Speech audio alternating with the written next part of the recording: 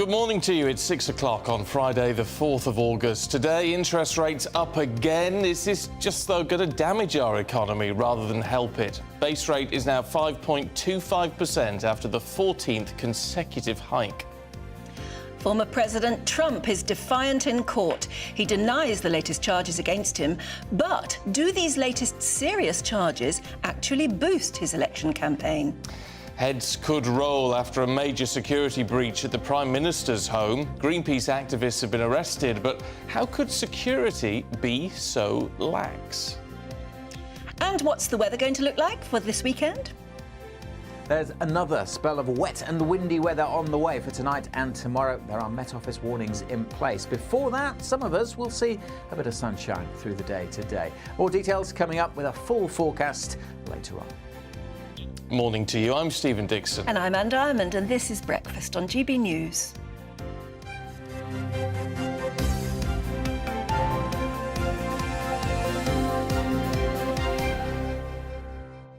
What do you make, Anne, of this Greenpeace protest at the Prime Minister? It's on across loads of the papers this morning. Getting to his house in North Yorkshire, draping it with black cloth. But it's the security aspect, isn't it? Yes. I mean, there are so many aspects to this. I think it's yet another... it's beginning to really grate on the nerves, is the protest itself. And we're talking more about... I think it's counterproductive for Greenpeace on this one, and Just Stop Oil or whatever, because we're talking about the outrageousness of their protest rather than about the issues they want us to talk about. And they're just making themselves look really stupid. And I think then the huge big question mark is, how could security have been so appalling as to let them do it in the Prime Minister's private family home? I mean... And the question is, if they could do it, terrorists could do it, or it's all those sort of questions, isn't it? But I mean, I agree with you, because I've always been a bit of a casual supporter of Greenpeace, if you like. I used to do the whale walk back in the day and all that sort of thing.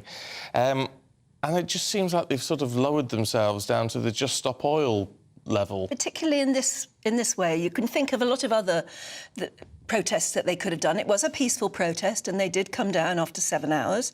But the fact that they could do it at all and they'd thought of actually, I don't know, invading the privacy, I mean, they really are invading the privacy of our Prime Minister's private family home. It doesn't matter who the Prime Minister is, what his politics are. The Prime Minister's family home should really be out of bounds. Because we wouldn't like it if it was us. No, we wouldn't. And they wouldn't like it if it was them either, having their own private homes invaded by other people. It's just crazy. But we have to ask, what on earth happened to the security? There must be security systems in place for a Prime Minister or any minister's family house, even when they're away on holiday. Well, maybe not. I mean, they were there for 2 hours before police found out about it. So there can't have been anybody there. This is as disgusting as when that man got into the Queen's bedroom. Because what it is it's something very important in our the fabric of British life, to have either the monarch or the Prime Minister, their home invaded in this way. I think it says a number of things, doesn't it? It makes me so angry about the protesters themselves, thinking that that was a fair thing to do. It's not a fair thing to do, but the fact that security, or the lack of it, allowed it to happen. And that's why we've got headlines today saying, how on earth could this be allowed to happen? Where were the police? Where was security? What on earth is going on if the Prime Minister's house is so open to invaders? It's just not right. Let us know what you think. gbviews@gbnews.com if you've got a view on that one. Yeah, well, I understand it. I do. You know, Englishman's home is his castle. Yeah. And all that sort of thing. Really, I mean, like, you know, it would almost be different if they'd tried to get into number 10. Yeah, I mean, well, you know, that's... No, they wouldn't have been able to. But at least if they'd tried to do that, you could say that's a fair enough sort of focal point for their protest. But not a private house. No. Not a private house. It's not right. But anyway, well, we don't think it's right. But what do you think? Maybe you think it's a perfectly valid target. But let us know on email this morning. gbviews@gbnews.com.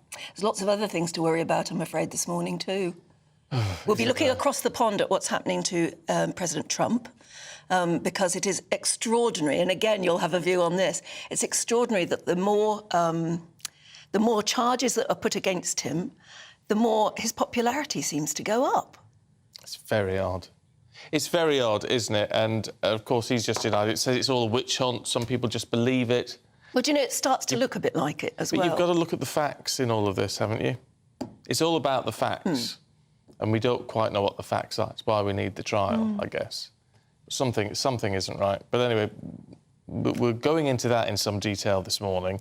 But we're also talking about interest rates because, of course, you will know that yesterday at 12 o'clock, the Bank of England raised interest rates by a 0.25 percentage point to 5.25%, despite the recent slowdown in inflation. Well, with the rate reaching a 15-year high, the bank forecasts that the economy will stagnate for the next few years. However, it also predicts the inflation could dip below 5% in the fourth quarter. Well, speaking to our economics and business editor, Liam Halligan, the Chancellor says he recognises the difficulties for many people, but, he says, our economy is on track to avoid recession. Well, the Bank of England forecasts today say that we will avoid recession, and in a year's time we'll get inflation down to about 3%, 2.8% I think is the number. So although it's very tough when interest rates go up for families or for businesses that have got loans, what those forecasts are saying today is that if we stick to the plan, it is working, and we will end up with a soft landing and we can avoid a recession. But what you're talking about is a very fine judgment, which is what we pay the Monetary Policy Committee to do completely independently of politicians, because we want to make sure they get it right. Well, our South East of England reporter Ray Addison has been speaking to people in Crawley. I was going to say ordinary people, but you know what I mean, like us. And this is what they said about this interest rate rise. I'm very lucky I've repaid mine a couple of years ago. I just feel really, really sorry for the people who do have mortgages. I work in finance, and I know how much it affects them. We have people coming in all the time. I've got children that, well, young adults that have a mortgage, and I feel for them, and always looking out for them, of course. Nobody's got any spare money. To keep putting things up like they're doing, it's just ridiculous. Well, it's awful at the moment. I'm trying to still be a first-time buyer, and it's just making things seem even more impossible. This money which we can have on a deposit, we spend on the travels. That's why this is the main reason. Because you need some sacrifices. Yeah, we cannot just go abroad and as well save the money for the deposit. This is impossible. Well, let's talk to former Special Advisor to Michael Gove, Charlie Rowley, who's here. Good to see you this morning, Hi. Charlie. Thanks. I mean, the problem with this, as it currently stands, and we know inflation's starting to come down, 14th consecutive hike in interest rates, it's starting to feel punitive and a bit tone-deaf. Well, I think, look, you're absolutely right to highlight that inflation has started to come down. It was at 10.1%. I think it's now down to 7.9%. So there's a long way to go to halving inflation, which is the government's and Rishi Sunak's #1 priority. Here is 5 priorities quite often, but that's the #1. But the reason why it's the #1 is because, in response to what some of those people were saying in Crawley, is that no one can avoid the impact of inflation. So whether you have a mortgage or whether you're a renter or day-to-day life, inflation hits everybody, and particularly those on the lowest incomes and the poorest in society. So it's absolutely vital if people want to make savings, if they want to save for that first home, if they want to save for that deposit. If you're going to get a mortgage, yes, OK, interest rates that have gone up will impact on people that are mortgage payers. But bringing inflation down to help with the cost of living for everybody is the #1 priority of the government, and that's why it's had to raise interest rates to ensure that that inflation keeps coming down to what will hopefully be about 5%, half at the end of this year, and as the Governor of Bank of England said yesterday, around about 2-3% in the years to follow. So it's vital that inflation comes down because that's impacting on all of us. But it's going to be a growing problem, isn't it, for the Prime Minister himself, in that he might feel it's the sensible thing to do, but he's facing a lot of pressure from other Tory MPs, actually, his backbenchers particularly, saying you just can't do this to ordinary people because we can't fix it in time to win the next election. That's right, because there'll be lots of Conservative MPs and I guess MPs across all parties that wants to see taxes come down. We have been quite highly taxed. I think it's no secret that I think we've been more taxed since the Second World War because of things like COVID and because there are implications and backlogs in the NHS. You need to sort of fund our public services and repay the debts that we accumulated during that time. So we are taxed higher than what we have been before. And Tory MPs, you're right, and we want to see taxes come down. And I'm one of them. But I think you can only bring taxes down at a time when the economy has cooled off a bit, when inflation has come down, when you can then bring those interest rates down again, when the economy starts to grow. Because if you end up fueling inflation again by tax cuts, where people feel as though they've got more money to spend and, the economy starts to grow at a rate that you can't sort of keep up with, because then that increases demand and then prices go up again. So it's making sure that you have a sustainable economy to make sure that we can all get out of the economic sort of turbulence that we're facing and deal with that cost of living. But the problem is, interest rates are such a blunt instrument, and we know, and it's been made worse actually by the number of fixed-rate deals and things that are on the market now, that actually any change in the base rate takes best part of 12 months to have a proper impact. So why can't, now that we're heading in the right direction, why can't the Bank of England actually sit back and say, right, we need to wait and see what happens now, rather than causing more misery for those people who are on variable rates? Well, I think that's an excellent point, because I think there was an expectation that the Bank of England were going to increase interest rates even further this time around. So it only went up a quarter percentage points, but I think they were suggesting that it could have gone up half, 3/4, just to. But I think they took that decision, recognising that's because inflation has started to come down. So it was a smaller increase than what some expected, which I think shows a positive light on the economy, that things are moving in the right direction. We're not there yet. We're not out of the woods by any means. There's still a long way to go. And that small increase reflected that. So it's all a question of timing now, isn't it? I mean, as far as Rishi Sunak's concerned, it's a question of holding your nerve and then choosing the right time to either make tax cuts or to decide on other sorts of action. Do you know what sort of tax cuts they're looking at all, or are they not looking at any? I'm sure they'll always be looking at tax cuts or potential to cut tax for people, but I think that would be something that is announced in any sort of autumn statement or budget. But you're absolutely right. It is vital to hold firm, I think, and see that inflation coming down and seeing the economy pick up. And when people start to feel, and it might not be by huge amounts, but when people start to feel they have that sort of disposable income again, a bit more sort of pounds in their pocket than what they did last year, because of the tough decisions that Rishi, former Chancellor of the Exchequer, now Prime Minister, has had to take, and that gives him the credibility and I think the justification to go to the public and say, look, these were my 5 priorities at the start of 2023. Halving inflation, growing the economy, reducing debt, dealing with the backlog in the NHS and stopping the boats. This is what we've done on the economy. Things are getting better. We're not out of the woods yet, but don't put all of that at risk by voting for an alternative at the next general election. But then, you can see, you take a step back and you can see that argument, right?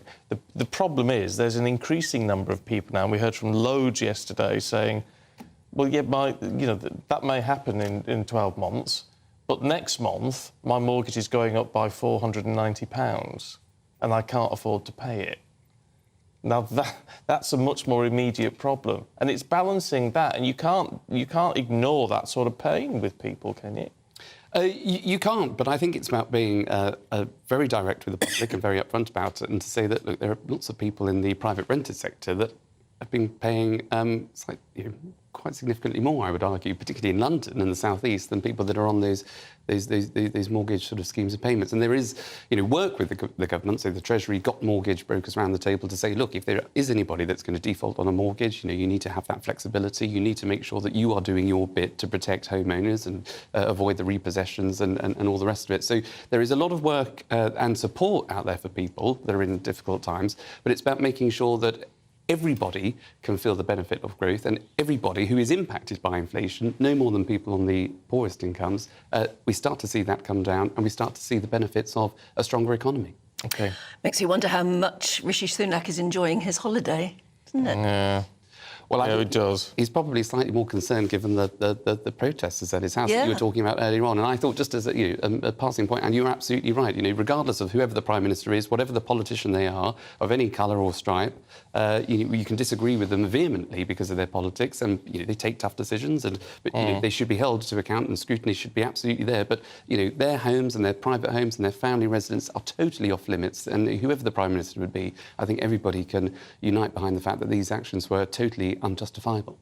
OK. Well, Charlie, thank you. What do you think? Again, we want to know. gbviews@gbnews.com. I think that's, there's a lot of questions for Greenpeace to answer, that one. And we'll bring you some tape, some VT, a little bit later on of when we went to the Greenpeace head office to try and get some answers to that one. But also, on the interest rate business, you see, I know a lot of and Charlie alluded to it there, the banks, building societies have been told you've got to be flexible with people. And one of the schemes is, well, we can extend your mortgage to 35 years, 36 years.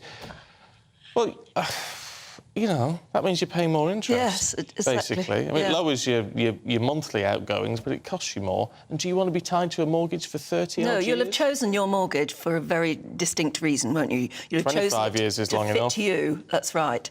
And you'll probably will have chosen it because that's just about what you can afford for the next 20-odd years. But suddenly to be told things are different, it's going to be much harder, it's very difficult to take, isn't it? Of course, there's always the criticism that we've overextended, which is what they say when you borrow more than you really should. Well, of course, you always do. But they allow you to borrow it. Yeah. And, of course, house prices are so expensive, you end up... I mean, you can't do it on twice your income or whatever. You're not going to find a place that you can buy on that. So it's a bit of a catch-22. And I know to the mathematicians in the Treasury, it seems like a very, very small amount that the interest rates have gone up by. But it isn't when it sends you over the edge. No, it isn't. No. And if you've got experience of that, gbviews@gbnews.com.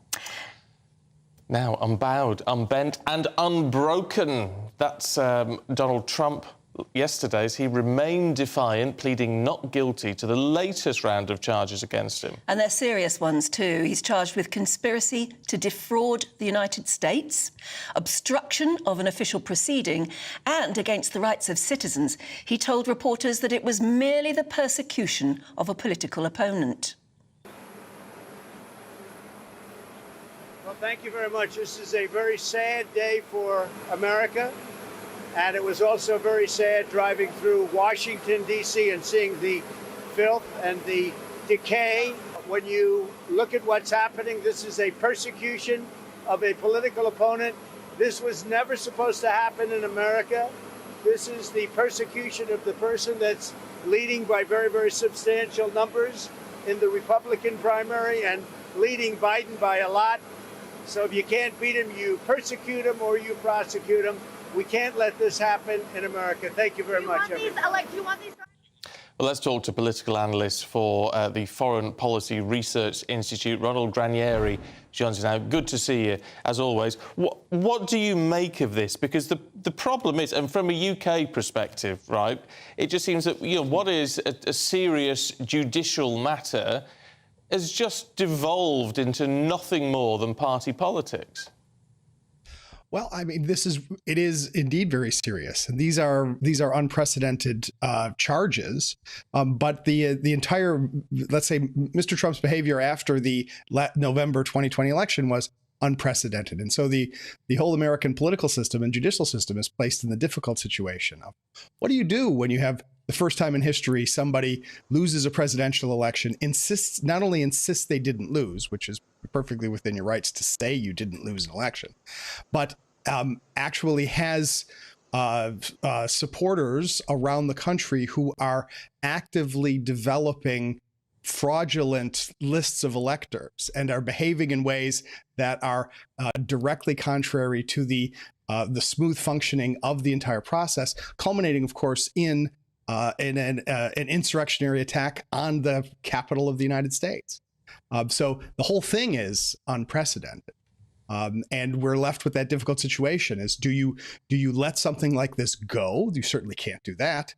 And when it appears that Mr. Trump himself was being told by some advisors that it was clear that he lost, but he decided not only not to admit that in public, but to double down on his claims of nefarious activities by other folks, and to encourage increasingly violent rhetoric, increasingly increasingly problematic legal activities, and then actually encouraging people to go and march on the Capitol. And of course, his defence at the moment, as it is very strong, isn't it? When he stands there and he says, look, I am the leading candidate to beat in the next election. My popularity is going up. I'm going to be the person to beat. And therefore, that's why they're trying to persecute me. And to his following, which is big, that's a very convincing argument, isn't it? It is a fantastically self-serving argument, that's for sure. And he's helped along by even his alleged rivals in the Republican Party, who are so, afraid of his popularity that they're unwilling to criticize him. That adds to the sort of the historic nature of this entire situation, that you or I, if we were thinking of running for public office and it was known that we had suddenly been indicted on a few dozen felonies, we would probably find our ability to run for office severely restricted. And yet somehow, because of the way Mr. Trump has been able to mobilize his rhetoric and because of the attitudes of his most staunch followers, he's actually trying to turn these negatives into positives. I can't think of another example of something like this. And it's clear that we're getting deeper and deeper into these uncharted waters, because he's not going to give up, and so we're going to see these legal proceedings continue, and they're going to then be the background music to the presidential nominating process well into next summer. Yeah, but what is really interesting in this, Ronald, is, I mean, obviously you're making the point of how political Trump is being around all of this and claiming it as a witch hunt. But there is an argument to say, isn't there? Well, look, the judicial system is seriously flawed in the United States because it's so politicised, and we're talking about a Democrat judge, we're talking about a Democratic state where he's likely to be tried with Democratic, more favoured jurors and all that. So there is an argument to say, well, politically, this is pitched against him. Actually, I got to push back against that, Stephen, especially when you consider that this is maybe what's happening in Washington, D.C., but Florida is a Republican state. And of course, in Florida, he's appearing before a judge that he himself appointed when he was president. So I would argue that the judicial system is operating the way the judicial system is supposed to operate, right? We talk about operating without fear or favor. We talk about no one person is above the law. I'm not saying this is easy or this is simple. What do you do when there is credible evidence that can be approved by a grand jury for an indictment that a political figure has been involved in illegal activities? Are you supposed to shrug your shoulders and say, well, we can't possibly indict this person because then that would be seen to be political, because that in itself would be political, right? You cannot allow anyone to intimidate the justice system and say, I have a lot of supporters who are going to support me no matter what, so you cannot dare to indict me. Ultimately, we have to place our confidence in the functioning of the system. We'll see what happens when things do go before a judge, when they do go before a jury, when we see more of the evidence. But the mere fact of an indictment, as the old line used to go in the television show Beretta, right? So, don't do the crime if you can't do the time. If you don't want to be indicted for trying to overthrow an election, don't try to overthrow an election. If you think that you can win the court case, well, hire your lawyers and show up in court. And that's what Mr. Trump is going to do. Yeah, and the lawyers, I presume, will just string out this business until after a presidential election? There is certainly a strong impulse to do that, right? And they've been pretty clear. One of the lines of defense that Mr. Trump has is, if he were to be reelected as president, then he could politicize the justice system and simply have his appointed attorney general just let the charges go. And indeed, he's made pretty clear that is one of his possible lines of defense, or perhaps even pardon himself. Now, you want to talk about politicization, right? That would be serious politicization of the judicial system. But no, we're going to have this challenge of this is going to be going on for a while. Mr. Trump does not have any interest in wanting to resolve this very quickly. It's actually pretty clear that the special prosecutor had wanted faster, earlier dates for hearings so that this could move along more quickly. I don't think that's likely to happen, and so we're just going to be dealing with this for quite some time to come. Okay, Ronald Granieri, good to talk to you this morning. Thanks very much. Nice to talk to both of you. Thank you. It's an astonishing state of Makes my blood run cold, that one. Yeah, but I tell you what, the news coming out about the Biden family business is worrying too. Can't America do better than this? It is worrying, but it's because this is about the system. Yes. That's allowing this to happen. Yeah, and you can see, I can see it from both sides if you look at it politically. How do you take yourself out of that? If Trump believes he is innocent of those charges and that he truly believed he'd been robbed of the election and he truly believed he had the evidence to prove it, then why wouldn't he go on proclaiming his innocence and saying this is persecution? You can see that too. But then it's the evidence, isn't it? It's the evidence, and some of which comes from Mike Pence. Yeah. Who said, there's an interesting one. We had conversations about this and he knew it was all nonsense. He absolutely knew it, in which case what he's done is illegal. And Trump is, of course, a presidential candidate, or is trying to be as well. He's trying to be the nominee, isn't he? Oh, what a mess. Well, I think it's bad over here. I know. Exactly. I mean, it could be a lot worse, couldn't it? Could be a lot worse.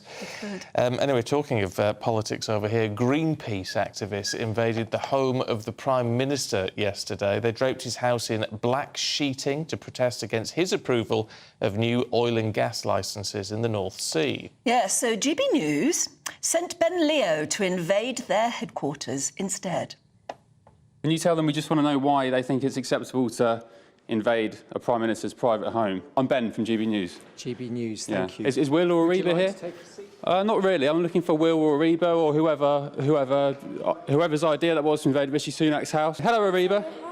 How are you doing? Thanks for having us. Was that your idea to invade you weren't invited, first of all. We weren't invited? No, you weren't. Oh, how ironic. Were you invited to Rishi Sunak's house this morning? He's the Prime Minister of the country. I'm just going to make myself a cup of tea, if that's all right. You're paid 100 grand a year for ideas like that. Are you going to apologise for what you've done today? What should I apologise for? For turning up at not just the Prime Minister's house, a private man's home where he lives with his family. Doesn't matter. If you let me speak, does it? then I will answer your Speak. question. Yeah. Defend it. Yeah, it was a peaceful protest, and the Prime Minister has allowed hundreds of new oil and gas licences. So you think it's justified turning up to a man's private home where he lives with his family because he's approved oil and gas licences? He wasn't there. That was a matter of national news. We checked before going. We made sure there was nobody there. It was planned with utmost care, with care for security. He wasn't there. We knocked on the door. First, there was no answer. You knocked on the door, so he jumps on his roof. Is that right? We knocked on the door to identify who we were. Are you going to apologise? No, I'm not going to apologise. We held him to account for a decision that he has backed, which is a disastrous decision. What do you think? Yeah. It's interesting. They didn't like having the tables turned, did they? They didn't, but at least she answered some questions. Yeah. You know, I've got to give her a due for that. But anyway, we'll talk about that a little bit more later on. Let us know what you think. GPViews@gbnews.com. A brighter outlook with Boxed Solar. Proud sponsors of weather on GB News. Morning, Alex Deacon here with your latest weather update from the Met Office for GB News. Some wet and windy weather again returning tonight and tomorrow. Ahead of that, many places dry and bright today, but not everywhere. We do have a fair bit of cloud around this morning and some outbreaks of rain over northeastern parts of England. And we'll continue to see showers over eastern England through the day. Some heavy ones are possible, maybe even the odd rumble of thunder. But for many, certainly out west, it'll be a much drier, much brighter day than we've been used to, and with lighter winds it'll probably feel quite a bit warmer as well, even though temperatures are still only around, or actually still slightly below average for the time of year, high teens, low 20s. The winds won't remain lighter for longer, however. They're going to strengthen overnight. And here comes the rain, moving into Northern Ireland through this evening, then spreading to West Wales, South West England and South West Scotland, North West England by the end of the night. The wind's really picking up around these western coasts by dawn. Parts of the east and northern parts of Scotland may well stay dry through the night. And actually, northern Scotland will generally stay dry tomorrow. But elsewhere, it's a bit of a wet and windy, wild start in places. Very gusty winds in Wales and South West England. We may well see some brighter skies here through the afternoon. It may cheer up in Northern Ireland, but we're quite concerned about the rain really building up in Northern Ireland as we go through the day. So we do have a weather warning in place for that rain here and for the strength of the wind across parts of Wales and South West England. For more details on the weather warnings, see the Met Office website. A brighter outlook with Boxed Solar. Proud sponsors of weather on GB News.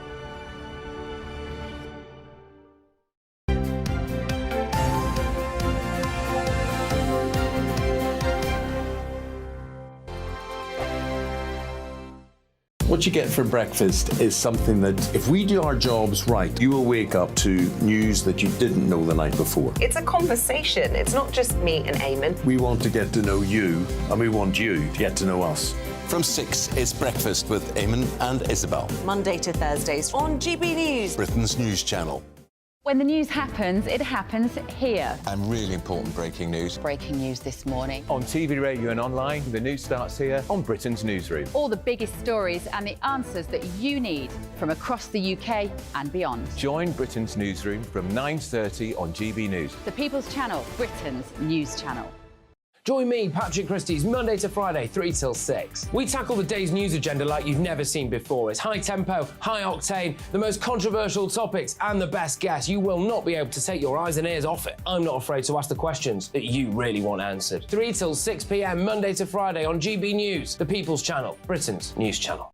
Westminster is going around in ever-decreasing circles, followed by the media. Britain is broken. How on earth did we get into this mess? But more importantly, how do we get out of it? Join me at 7 p.m, Mondays to Thursdays on Farage, here on GB News. We will have open, rational debate. We've got to work out how Britain moves forward from this. Join us here on GB News, the People's Channel. Britain is watching. People in Britain, they love free speech, but they also love fair play. I don't care if I'm speaking somebody from a trade union, from the Labour Party, somebody from the SNP. And I think the viewers like to see that actually we can challenge one another, but in a positive way. We think we ask the questions that people want to ask, and often we ask the questions that we wanted to ask in Parliament but never got the chance to ask. So join us every Saturday, 10 a.m. till noon on GB News, Britain's news channel.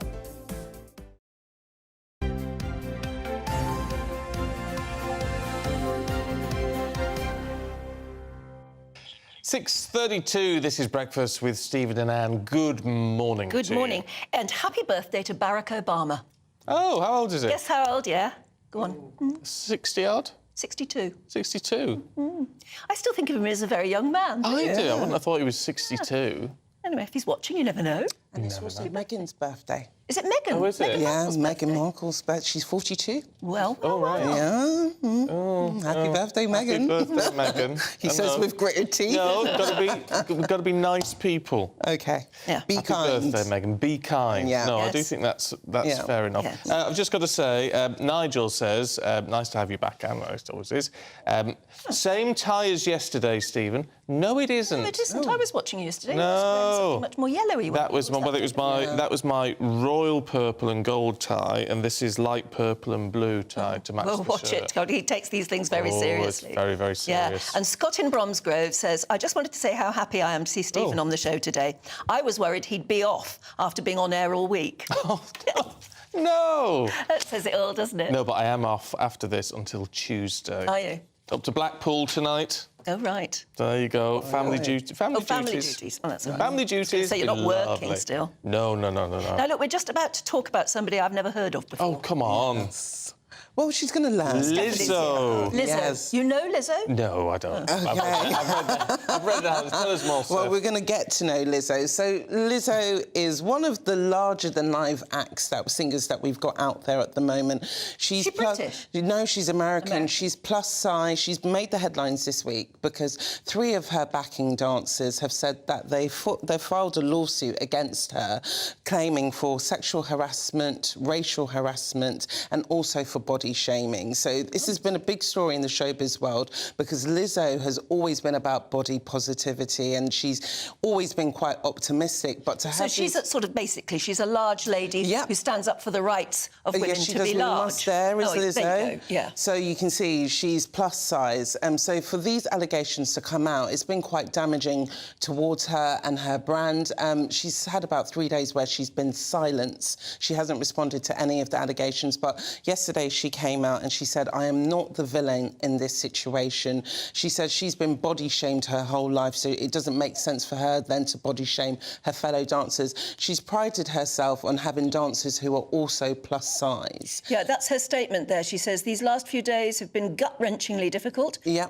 I'm not here to be looked at as a victim, but I also know that I'm not the villain that people in the media have portrayed me to be. Yeah. So basically, I suppose that they're sort of accusing her of hypocrisy as much as anything else. So they're saying all this act that she puts on about body positivity, they're saying it's just for performance purposes because they're saying behind the scenes she's been actually been a bit of a bully towards them. It's very hard to believe these kind of situations because, you know, she has a public persona and these 3 members, they've kind of ganged up. They're doing the interview rounds, which I don't think is quite tasteful. I think if you're going to take it to a court of law, save your evidence for then, and it just seems a bit like they are cashing in, but you never know in these situations. But it hasn't made Lizzo look in a good light. No, it hasn't. And it is interesting because these sort of things do have to be taken seriously. But then there is a flip side to this, isn't there? Not that it in any way justifies things, but you can't always believe what a performer says or does because it's promoting an image. And well, that's what one of the dancers said in the interview rounds. They were saying, like, a lot of people are asking why you coming out now. And the dancer says, when you're being abused, you find it very hard to speak up at that time. It's not until you've left. Well, all 3 of the dancers did get fired by Lizzo and her team. So it's, you know, this story is very complicated. But it's, you know, bringing up issues in the media about body shaming, which has been a big thing in the industry when it comes to celebrities. And then we've seen so many of these stories where people always come out against a celebrity. So is she any good? No, I've not seen her yet. I'm not a big fan, but she's got a big fan base there. What's her music style? Her music's more like R&B, hip-hop, and she plays a flute as well. But again, we've never seen a plus-size act like Lizzo before, so I think this is why it's a bit of a shame that it's damaged her brand, and it is turning fans against her as well. Although we're talking about her and, you know, yesterday we didn't really know her name. I know. Well, now you know Lizzo, and now that you know... So she's controversial now as well. So you're going to see the story everywhere, and she's performed everywhere. She's performed at Glastonbury. She has a big base in the UK, so it is quite a big showbiz story at the moment. All right, Stephanie, we're going to catch you a little bit later on. See you in a bit. We've got all the papers heading away very shortly. This is GB News.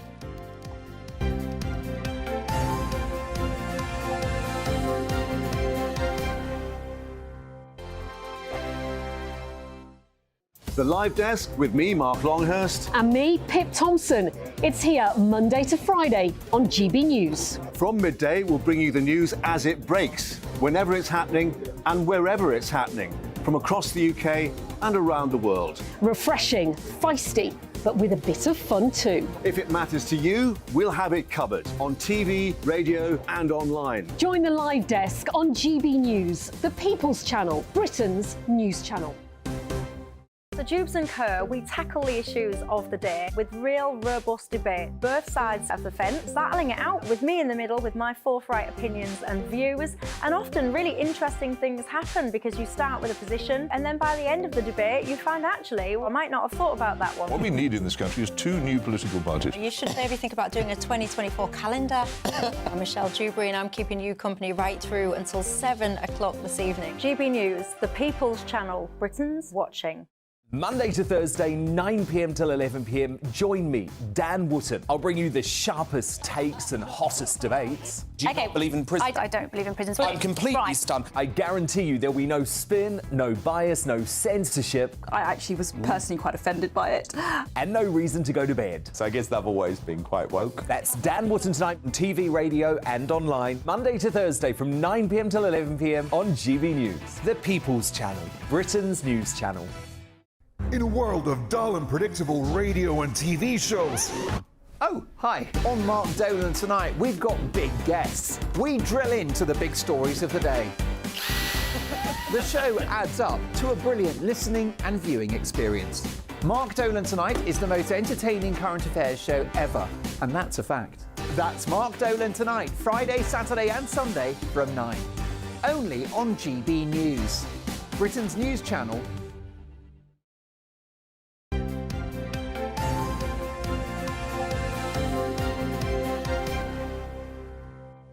I love getting differing views in. And we're getting quite a few differing views. Which is good. It's good news. Yeah.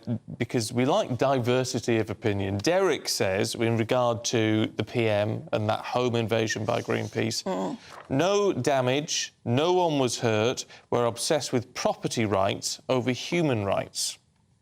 See, I don't agree with that. It's not about property. It's not about his property. It's about his home. Phil in Rugby says, if this is the worst that protesters could have done, then we live in a pretty safe country. But then again, Andy in Dorset says the Greenpeace activists yesterday should be classed as an act of terrorism. Prison sentences should follow. Ooh, I don't know about that either. Martin in Chislehurst says these morons have now made the Sunak private residence a target for any terrorist or anarchist.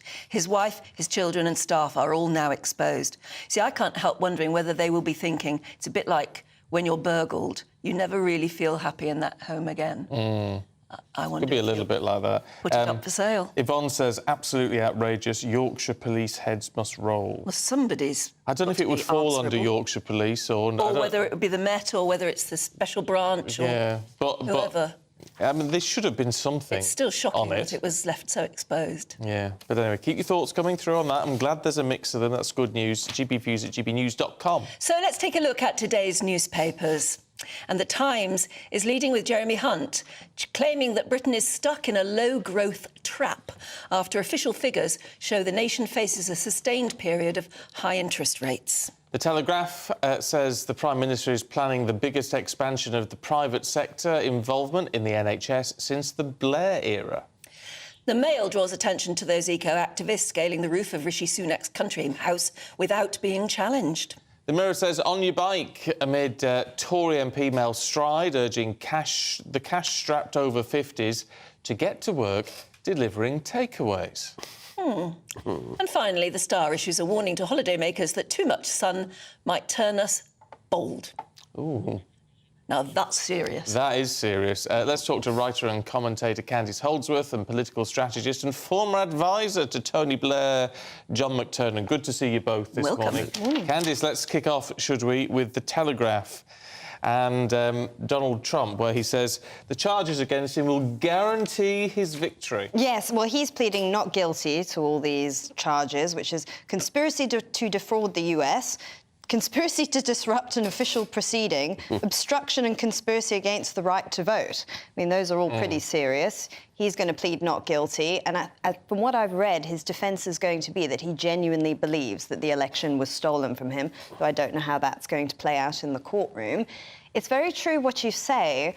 I think he's able to mobilise his base, and he's sort of putting the narrative out there that the justice system is being weaponised by his opponents. And I think a lot of people who support Donald Trump, because of the political partisanship in the US, will believe this, and they will believe that the other side is just trying to get their guy. From the other side, though, they believe that Donald Trump is an existential threat to democracy. The problem is, obviously, if the key evidence is from Donald Trump's own Vice President Pence, then that complicates the idea this is some kind of Democrat plot. Well, except, of course, Mike Pence is running against him for the presidential nomination. But in the Republican Party, because one of Mike Pence's notes is that his contemporaneous notes was that Donald Trump said to him, the problem with you is that you're too honest. And that sounds like it's an admission that Donald Trump knew what he was doing, trying to do was dishonest. So I think this will be, it's going to be box office all next year. I've got no doubt Donald Trump's going to be the Republican candidate. Do you think do you think he'll win his way back into the White House? I don't think he'll win his way back into the White House. I think the midterms showed the issue of abortion has shifted opinion in America against the Republican Party. I think that's the biggest danger for Donald Trump, is that the vote will be a vote on whether or not people are happy with abortion rights being taken for women.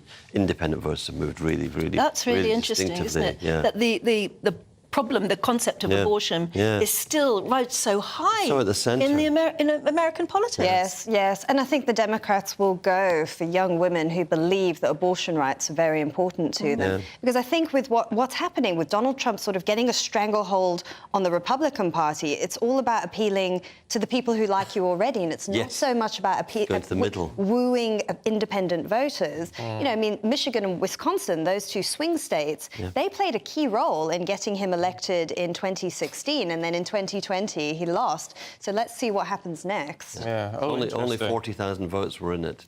Biden only won by 40,000 votes across 3 states in the Electoral College. Obviously, he won by 8 million in the general election, in the popular count, but actually it's a targeted election. 2 or 3 states are going to matter, and it's exactly where do the swing votes go, and do they want a president or a presidential candidate who's in court all the way through the presidential campaign. Well, what's happened to US politics? It's just crazy. And then on the other side, the Bidens are now embroiled in loads of controversy. It's really terrible. But Biden isn't yet the adopted Democratic candidate. No.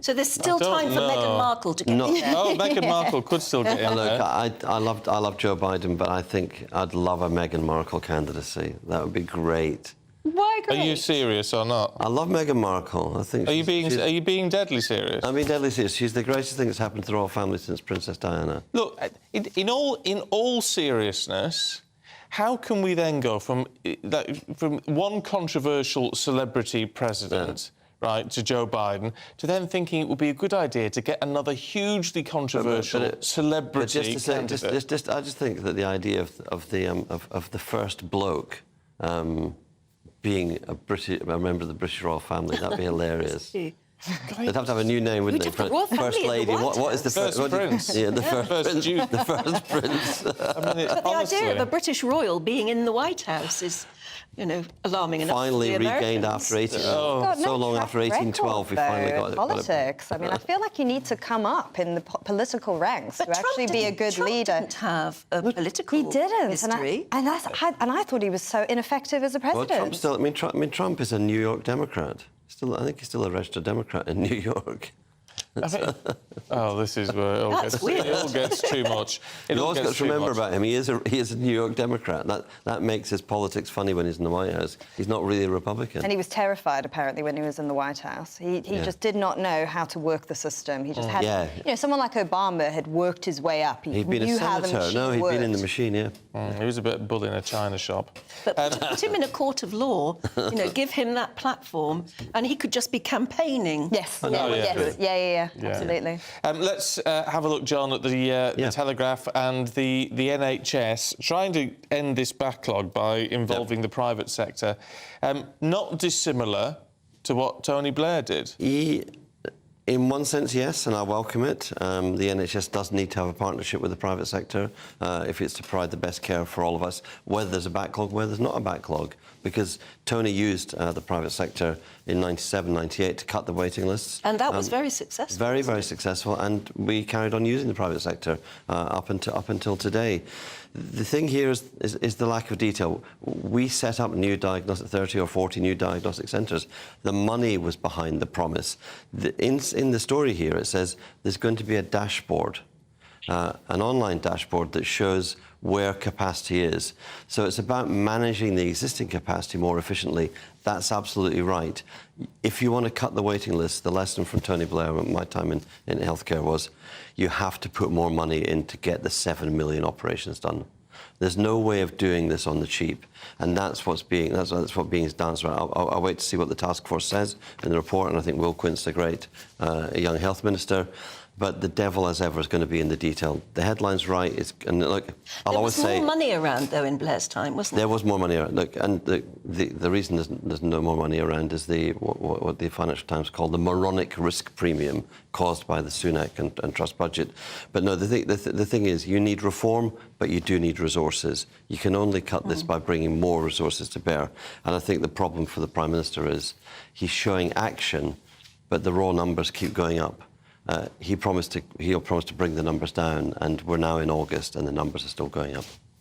Well, I think it's important. It looks like they're going to have to use capacity in the private sector to get the waiting list down. But, I mean, you look at what happened last week with these Rutherford cancer centres. They're privately run companies, and then they went into administration, and then the NHS can't access the machinery. And I think that's so much the story of the NHS. You know, a lot of money goes into it, but there's not enough invested in things like diagnostic machines and treatment machines. And, you know, a lot of money can be spent, but you also have to think where the money is being spent as well. There's no joined-up thinking with any of it. Yes. Well, I was at Tony Blair's conference a couple of weeks ago, and one of the big points were being made there was we have far fewer diagnostic machines per head of population than comparable European countries.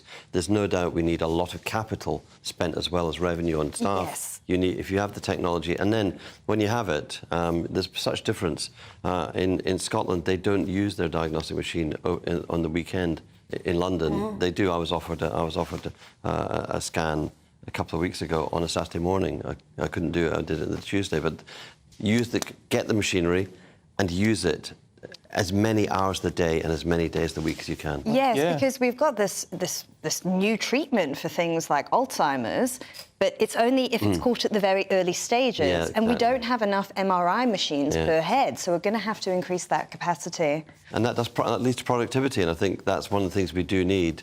You know, we're going to talk about the economy, I think, as we go through the morning. And one of the things to get growth going is we need higher productivity. To get higher productivity, you need investment in capital. And every area, health needs productivity, so do all of our other industries. Well, I don't know if productivity is going to be helped at all by the latest interest rate rise, Candice, in the Times.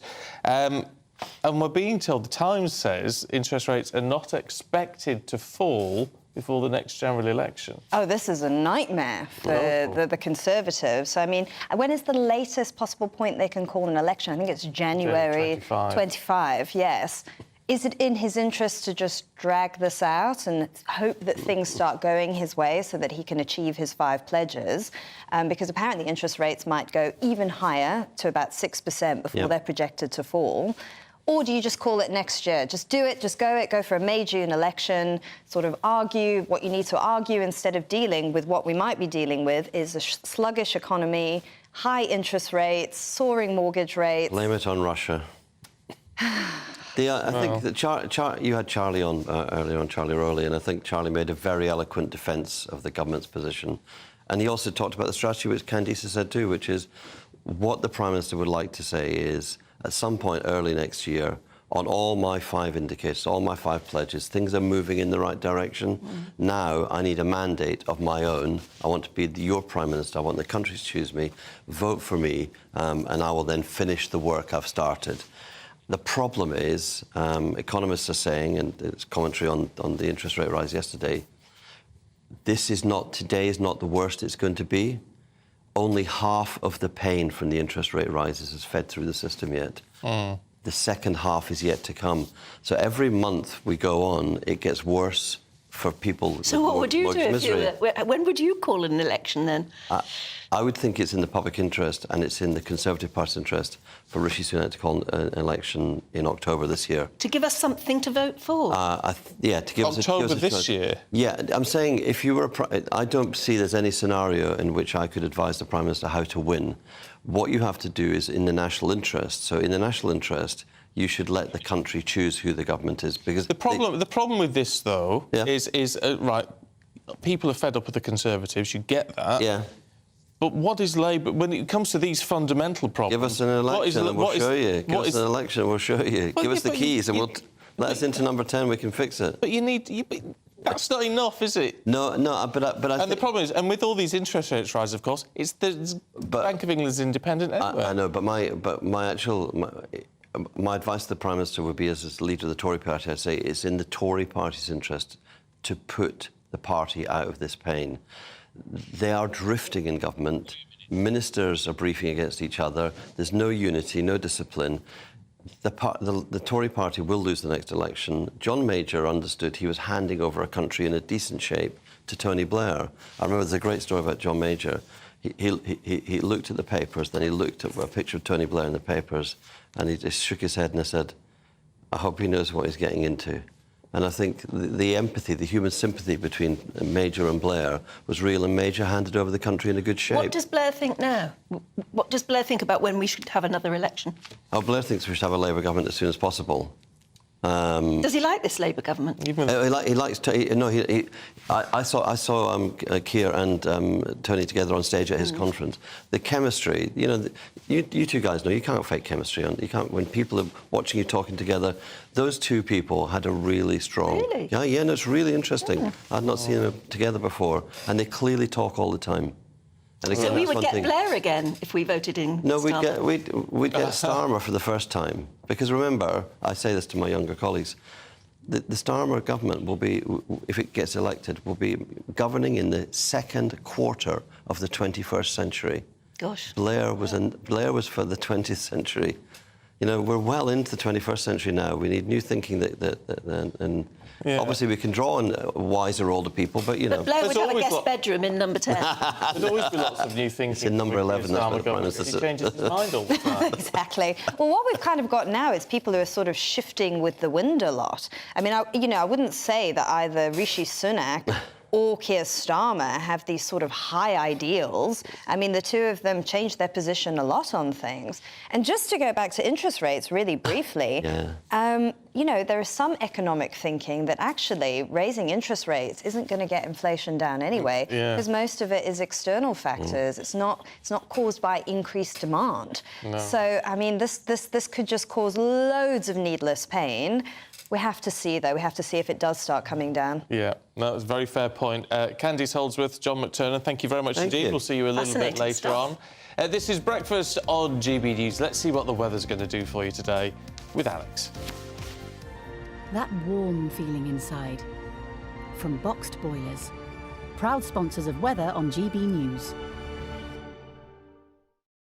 Morning, Alex Deacon here with your latest weather update from the Met Office for GB News. Some wet and windy weather again returning tonight and tomorrow. Ahead of that, many places dry and bright today, but not everywhere. We do have a fair bit of cloud around this morning and some outbreaks of rain over northeastern parts of England. And we'll continue to see showers over eastern England through the day. Some heavy ones are possible, maybe even the odd rumble of thunder. But for many, certainly out west, it'll be a much drier, much brighter day than we've been used to. And with lighter winds, it'll probably feel quite a bit warmer as well, even though temperatures are still only around, or actually still slightly below average for the time of year, high teens, low 20s.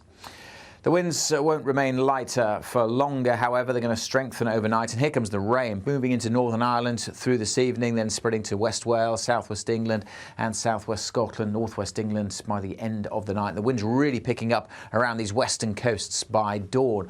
Parts of the east and northern parts of Scotland may well stay dry through the night. And actually, northern Scotland will generally stay dry tomorrow. But elsewhere, it's a bit of a wet and windy, wild start in places. Very gusty winds in Wales and Southwest England. We may well see some brighter skies here through the afternoon. It may cheer up in Northern Ireland, but we're quite concerned about the rain really building up in Northern Ireland as we go through the day. So we do have a weather warning in place for that rain here and for the strength of the wind across parts of Wales and Southwest England. For more details on the weather warnings, see the Met Office website.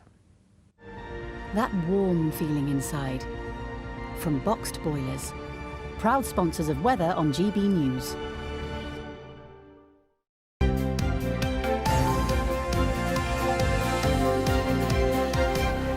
Monday to Thursday nights on GB News. At 6, it's Dubes & Co. 7 o'clock, Farage. At 8, join Jacob Rees-Mogg. And at 9, Dan Wootton Tonight, followed by Headliners. On TV, radio and online. This is GB News.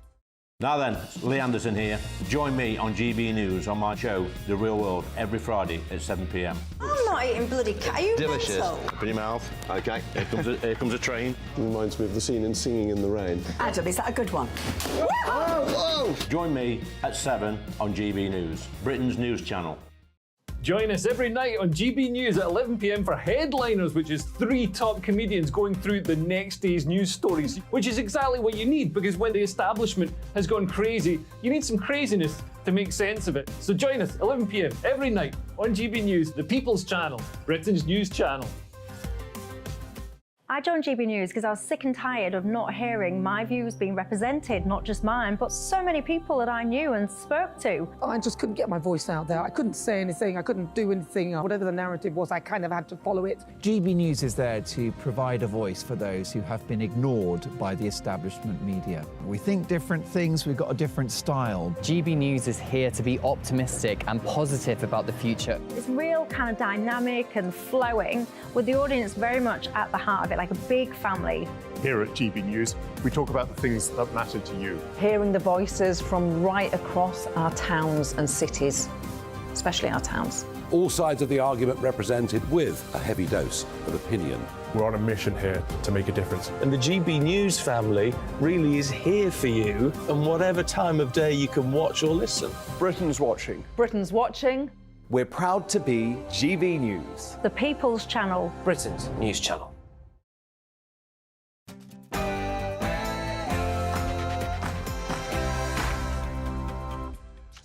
Good morning, 7 o'clock on Friday, the 4th of August. Today, interest rates up again. Is this going to damage our economy, though, rather than help it with a base rate at 5.25% after the 14th consecutive hike? Former President Trump defiant in court. He denies the latest charges against him, but do these latest very serious charges actually boost his election campaign? Heads could roll after a major security breach at the Prime Minister's home. Greenpeace activists have been arrested, but how could security be so lax? And what's the weather going to look like for the weekend? There's another spell of wet and windy weather on the way for tonight and tomorrow. There are Met Office warnings in place. Before that, some of us will see a bit of sunshine through the day today. More details coming up with a full forecast later on. Good morning to you. I'm Stephen Dixon. And I'm Anne Diamond, and this is Breakfast on GB News.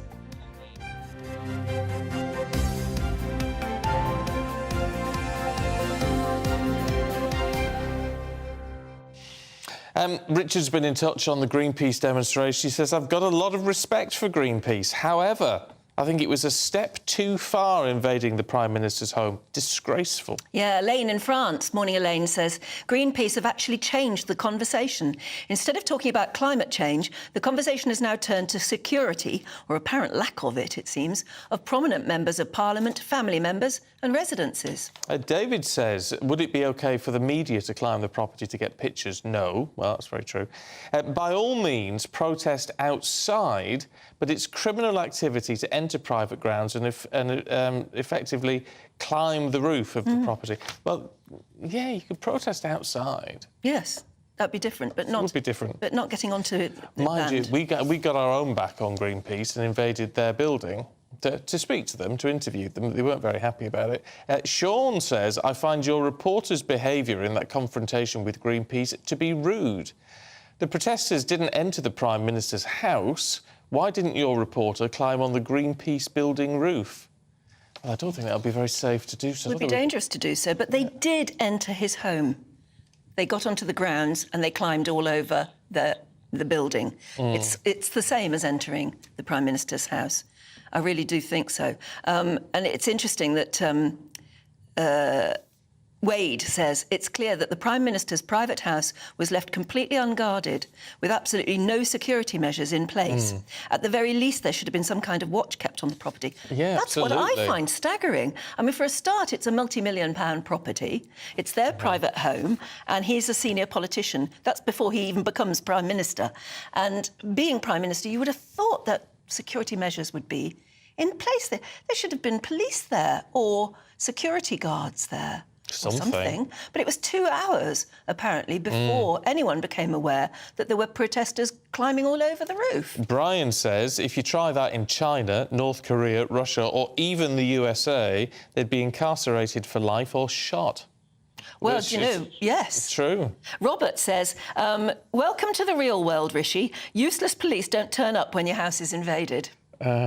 That's quite a good point, actually. Yeah, it's quite a good point. But you do have to say, and, you know, it costs money. It would cost us money for the PM's residence to be... But you do expect the Prime Minister to have security? Well, you think so. Well, former Prime Ministers have got security for life. I mean, Liz Truss, even she was in it for a month or two, and, you know, she's got a police officer with her all the time. Because public They're a office threat. nowadays makes you such a target. And I'm sure they don't see the security they have to live with for the rest of their life. I'm sure they don't see that as a bonus, you know, as a luxury. I'm sure it's an absolute pain in the what's-it. But they have to do it. They have to have it because they have become a target by being so high profile. And I think that's what we have to accept, surely, that we have to pay for security. Well, in this case, where was it? Yeah, should have been there. Should have been there. There could have been a bomb planted in that house. And nobody would know about it. And there could have been somebody in that house. You know, they said that Greenpeace said that they knocked on the door. Yeah. And they said they'd monitored the news and they knew that the Prime Minister and his family were away. They're in California at the moment. Well, that doesn't give you a lot of confidence. It really doesn't, no, especially if nobody was there. Anyway, keep your thoughts coming through on that one. gbviews@gbnews.com. Now, you will be aware that the Bank of England raised interest rates yesterday by 0.25 of 1%, so it's now standing at 5.25%, despite the slowdown of inflation. With the rate reaching a 15-year high, the bank forecasts that the economy is going to be stagnated for the next few years. However, they also predict that inflation could dip below 5% in the fourth quarter. Well, talking to our economics and business editor, Liam Halligan, the Chancellor says he recognises the difficulties for many people, but, he says, our economy is on track to avoid a recession. Bank of England forecasts today say that we will avoid recession, and in a year's time we'll get inflation down to about 3%, 2.8% I think is the number. So although it's very tough when interest rates go up for families or for businesses that have got loans, what those forecasts are saying today is that if we stick to the plan, it is working and we will end up with a soft landing and we can avoid a recession. But what you're talking about is a very fine judgment, which is what we pay the Monetary Policy Committee to do completely independently of politicians because we want to make sure they get it right. Well, what do you think? Our South East of England reporter, Ray Addison, has been speaking to people in Crawley, and this is what they said about this interest rate hike. I'm very lucky I've repaid mine a couple of years ago. I just feel really, really sorry for the people who do have mortgages. I work in finance and I know how much it affects them. We have people coming in all the time. I've got children that, well, young adults that have a mortgage, and I feel for them. I'm always looking out for them, of course. Nobody's got any spare money. To keep putting things up like they're doing, it's just ridiculous. Well, it's awful at the moment. I'm trying to still be a first-time buyer, and it's just making things seem even more impossible. This money which we can have on a deposit, we spend on the travels. That's why this is the main reason. Because you need some sacrifices, yeah? We cannot just go abroad and as well save the money for the deposit. This is impossible. Well, let's talk to business and finance broadcaster Michael Wilson. Michael, good to see you this morning. Look, we knew this was coming and we know there may be more on the way. It's difficult to balance it out with what the Chancellor says about this giving us a soft landing eventually compared to the immediate and very sharp pain that people are feeling.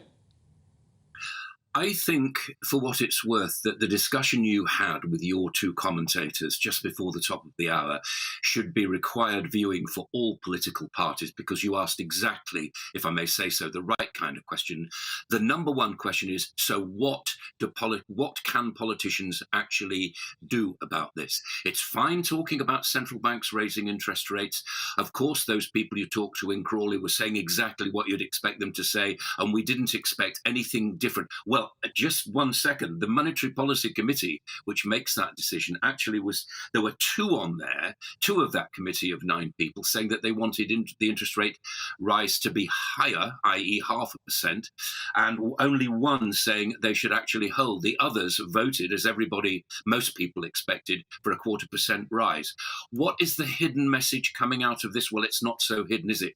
2024 is going to be a flatline year for the economy. Maybe inflation will come down. Do people actually care what that headline inflation figure actually is? Pensioners do, because their pensions rise because of the rate of the retail price index, not the one we just saw, the CPI, the consumer price index, which we saw coming down very, very slightly. But my question remains, do people actually care about those figures, or do they care about the basic fact that the cost of living is rising? There is nothing in what the government, the Bank of England was saying yesterday that me and other commentators actually take by saying 2024 is going to be any better. It's not. Inflation, now it may be that the government gets to its promise of cutting the present inflation figure by half by the end of the year, which they promised to do. But that doesn't say a great deal for the public, for the public themselves, the voters themselves, the people who are finding a considerable strain on the wallet. So unfortunately, I'm really sorry, I have to say that things don't look very good for 2024. But nevertheless, I think that your discussion towards the top of the hour should be required viewing, because you covered all the points, if I may say so, completely. And the number one question, Stephen and Anne, is what would any politician do right now? Question is probably there isn't a great deal to do. No. I mean, the messages we're getting at the moment from the Chancellor saying, yes, it's going to be hard. It's going to be hard for longer, but it's the only thing to do. We've got other messages from politicians saying the era of cheap food is over. Were you stressed? When you took on your mortgage, were you stress tested to this sort of rate? Is it our fault that we're feeling the pinch so badly at the moment? No, it's real life. It's nobody's fault. It's just what's happening at the moment. Things are getting more and more expensive wherever you look. Yes, food is getting more expensive. Water is going to get more expensive. Energy is going to get more expensive. There's no getting away from that. It's just the way of the world. There's too many of us around, and a lack of resources and big problems throughout the world, which I don't need to dwell on right here. But the question is, what actually can be done? Is there anything other than the rather clumsy imposition of high interest rates that central banks around the world are having to do? The only message from this is that things are going to get slightly worse, and we are in what economists talk about, a very dry, horrible phrase, or a horrible world, called a restrictive economy, i.e. The days of cheap money are over.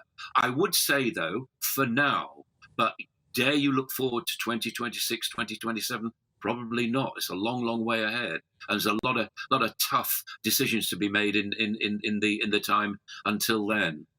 What is going on in the United States and indeed across lots of mainland Europe that is meaning that their inflation is significantly lower than ours? Why are we lagging behind? I think, for what it's worth, I think the Bank of England were relatively slow. I think they put up interest rates right at the last moment. The United States was quicker off the mark. However, interesting you should mention that, because today we get the jobless figures from the United States, and it's felt that the jobs market there is slowing very, very slightly indeed. Now, these are the most important figures for the financial markets throughout the world. Everything stops when these numbers come out around about lunchtime on a monthly basis. Happens to be today. Now, that I think that the jobs market is slowing in the United States. Do they have the sort of flexibility to cope with this? Yes, I think they probably do. Why is that? Because one, they're a big economy, and secondly, the labour force is quite happy to move around to where the jobs are. It doesn't happen in this country. We're very much more, how can I put it, very much more static, I think, in terms of our job search than they are in the United States. But you're quite right. Every single bank, with a few notable exceptions, but those are sort of hermit economies like North Korea, are actually increasing, making things more restrictive. Don't take your eyes off the European Union and what the ECB is doing. Yes, the European Central Bank has been raising interest rates, but Germany and France are both facing big strains of their economy, as are Italy and Spain. And remember, those 4 countries are the giants as far as the European Union is concerned. So they're having their problems as well. Not saying they're as bad as Britain. Britain is an island, an offshore island, and a very, very small economy. But we still, punch well above our weight as far as the rest of the world's concerned. But we are following a general line that central banks around the world are doing, i.e. making borrowing more expensive in an effort to bring down inflation. The message from politicians, if I may just say, has to be, doesn't matter which side of the house you're actually on, that inflation is a hidden tax. No question about that. And it has to be beaten down. Those of us who remember what it was like before Thatcher came in 1979, before Margaret Thatcher came in 1979, know what high inflation is, and will probably remember this. Thank you. Thank you very much, Michael. Actually, it's interesting you're talking about jobs there, because one think tank, according to The Guardian, one prominent think tank is predicting that the price for taming inflation will be an extra 350,000 people on Britain's dole queues. Yeah, possibly. Who knows? Or it may be. Actually, the interesting thing is what you should be doing is also, as well as taking a note of these headline figures, if I may say so, is it would be quite interesting to know what small businesses and entrepreneurs are thinking right now. I suspect that a lot of those companies, and I talk to them quite regularly for all sorts of different reasons, are slightly more optimistic than the big general figures at the moment. I mean, you get the Chancellor saying that, of course, now is not the time to veer around like a supermarket trolley, as he was saying yesterday. Quite right too. So it would send out all the wrong kind of signals. But the fact is, there is still a beating heart among small businesses within this country, and I don't think enough is made of them. They find things very difficult. If I were a politician, I'd try to make life as easy as possible for the biggest employers in the country, who happen to be the vast bulk of small businesses. Yeah, how would that work, though? I mean, obviously, there's pressures on things like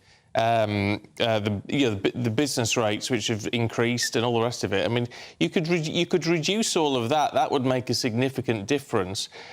I think it would. I think. Yeah, but how does that? But Micah, explain to me if that stimulates growth, right? But how does that then impact inflation? Well, that's the terrible sum, isn't it? It's the terrible sort of machine that you have, the moving parts there.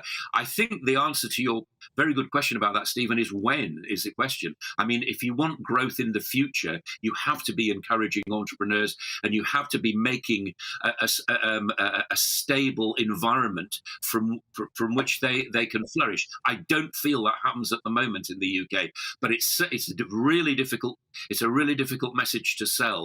And politicians will always go for an easy option because that's just what they do. But one is right about these kind of things. You're right about this, Stephen, that you have to somehow engender growth, but at the same time not chuck away the orthodoxy in the way that Liz Truss and Kwasi Kwarteng did over that very short period, which is one of the reasons we're facing the kind of problems that we are at the moment. Goodness, it was a short reign, but it certainly had its effect. Michael, we'll leave you there. Thank you so much for joining us. Do you know, it's interesting that the point that Michael was making is that if you try and remember the time before even Margaret Thatcher, and, I should be able to remember it, but politics wasn't very interesting until Margaret Thatcher came along. No. She suddenly made it fiery and worth talking about, and she had a big job ahead of her too, but she did well. Well, it's funny. Well, I remember it, but not from the same perspective. But I was only very small at the time. But the idea of, we always had candles. There were always power cuts. Yeah, and three-day weeks. And I remember doing my homework to candlelight, which is extraordinary. We did do that then. It's crazy, isn't it? So, I mean, are we being very snowflakey now, not being able to get through what is not yet a recession, and hopefully won't be? It's a different world, though, isn't it? It is a different world. We expect more, don't we? Yeah, and the idea... It's back to... I mean, Remy's been in touch. Says, I know the pain people are feeling with high rates. In the 80s, I was paying 16%. We've all been there at different points, but it doesn't lessen it for what's happening now for people who say, the mortgage is going up by 500 quid a month and they can't afford it. Well, look at the general price of a house. Used to only be, what, two and a half times your salary? 2.5 times. And now it's ridiculously not. It's much, much more than 2.5 times anyone's salary. It's ridiculous. It's crackers, isn't it? Yeah. So what can the politicians actually do in all this? Michael was saying it's actually incredibly complicated because you can want to do one thing while not throwing out the sort of economic orthodoxy with the other hand. Charlie Rowley is former SPAD Special Advisor to Michael Gove and joins us now. Good morning. Morning. So these are the sort of questions which SPADs will be asked by their political masters, surely, at the moment, especially in the Treasury. So how do we get a handle on this? How do we sort it out economically and politically and try to win voters over? Well, that's a very good question for your viewers and for this morning, because it is going to be central to the election campaign. So in having a strong economy, making sure that people feel the benefit of a strong economy, having that pound in their pocket again after what's been a tumultuous period, and last year that you and Michael said, a short reign, 49 days under the previous administration, but had huge impact on people's bills. And I think what the government obviously does do and can do is, and is right to do, is to allow monetary policy to be set and, the interest rates by an independent Bank of England. So they are, the government isn't influencing that. It's not marking its own homework. It's allowing the Bank of England to do what it needs to do to bring inflation down, which benefits everybody, and particularly those on the lowest incomes that are going to feel the impact of inflation and higher food bills and energy bills and the daily cost of living more than anybody else. So having that independent Bank of England to set the monetary policy is one thing, but at the same time, the government can do its bit when the time is right to lower taxes, if that's the direction. Yes, it can tinker at the edges to make us feel as though we're being cared for a bit, couldn't it? Exactly, and it, if the Department for International Trade will be going around and trying to bring inward investment into the UK. It can cut taxes, it can ensure that there is the economic conditions to allow growth in the country. All of the Prime Minister's top three priorities, halving inflation, growing the economy and reducing debt, will have a long-term impact on the economy for the better, and we'll see the country grow from strength to strength. What happens with things, and I know you're not an economist, so I'm not putting you on the spot a little bit now, but a lot of people say, well, look, if you want to have an impact, reduce something like VAT, which would have an immediate impact on everybody. But would something like that then end up stimulating spend rather than just saving us money and therefore have a negative impact on inflation? I think you're totally right. There's the conditions that you need to create to have the sort of the natural growth and, say, investment and but at the same time, if you're reducing VAT on the one hand, but still with the need to sort of fund public services and to pay off the debts that we accumulated in during COVID and beyond, you've got to sort of take from somewhere else. So it's balancing the books, and it's a balancing act to get right, to make sure that you don't end up doing what you would have to do to fund other things if you have a cut in VAT, which is to borrow more. Now, that's something that the government has totally ruled out, and rightly so, because interest rates are going up and it costs even more to borrow, and someone's got to pay that back, and it'll be future generations that are lumbered with that cost, which is unfair on the next generation. So it's making sure that you do the right things and all that you can for the time that is now to get the inflation down, grow the economy, and have a strong and stable economy. When you are a special advisor, as you were, and you're going in to advise a minister at the moment, do you advise them on various different options? Do you go in with a spreadsheet, as it were? Well, this is scenario 1, this is scenario 2, and this is 3. And you argue each one to them and leave them to decide. Is that how it works? Or is it more like a debate? Well, I think there's every special advisor and every team is different because of depending on their skill set and who's in. But in terms of the economy, I think what would be happening is that there are brilliant economists in the Treasury who would be there for whoever is in government. So it's a very group of highly famed and high class sort of civil servants that will set out some of those scenarios. Non-political. Non-political, but of course, where special advisors can come into their own is to say, well, actually, you can make that decision, but that will impact on a particular group of people, maybe the poorest in society, or it might actually have an adverse effect on a group of people that, in just maths terms of economic thinking, that the Treasury and the civil servants might not have thought about. So it's having that political attachment to it, and something that might be, something that the public can sort of get behind. So there might be a big campaign to cut VAT in particular areas. Now, if that sort of takes over, Treasury civil servants might be resistant to a particular campaign on the one hand, but if it's politically advantageous, or also the right thing to do for the public, then it's where the crossover between the civil service and the political advisors will See, together. but that's interesting, isn't it? Because and that's part of the problem. Though we understand it because we know politics is this machine, but it's that balance between, oh, is it politically advantageous? Oh, and is it good for the country? And they're not. They're two different issues. Well, and absolutely, and to take a case in point, and on the reverse, as it were. So the pasty tax, you'll remember, something which it's still to this day. I mean, it's actually, I don't think, that bad to say if you're eating something that's either cooked or chilled or not. You just pay. It's a sausage roll. You're a pasty. You can pay the same price for it. But because of the impact that it would have in a particular sector, and because it was sort of outrageous, just because the government had to row back on a tax that they'd put up. So there are situations where you think economically this makes total sense, but then politically and in the media, and if it can do political damage in the long term, and you have to reverse ferret. Yeah, you only have to watch Yes Minister. You're the second person this week who said reverse ferret to me. And I'm like, I've rather had to look it up to see what it actually means. Have you? No? Yes, so it is a legitimate phrase. Reverse ferret. Reverse ferret, but it was a new one on me. That sounds painful, doesn't it? Well, there you go. Charlie, really good to see you this morning. Thank you very much indeed. Extraordinary. You learn a new phrase every day, don't you? Yeah, you do. You do.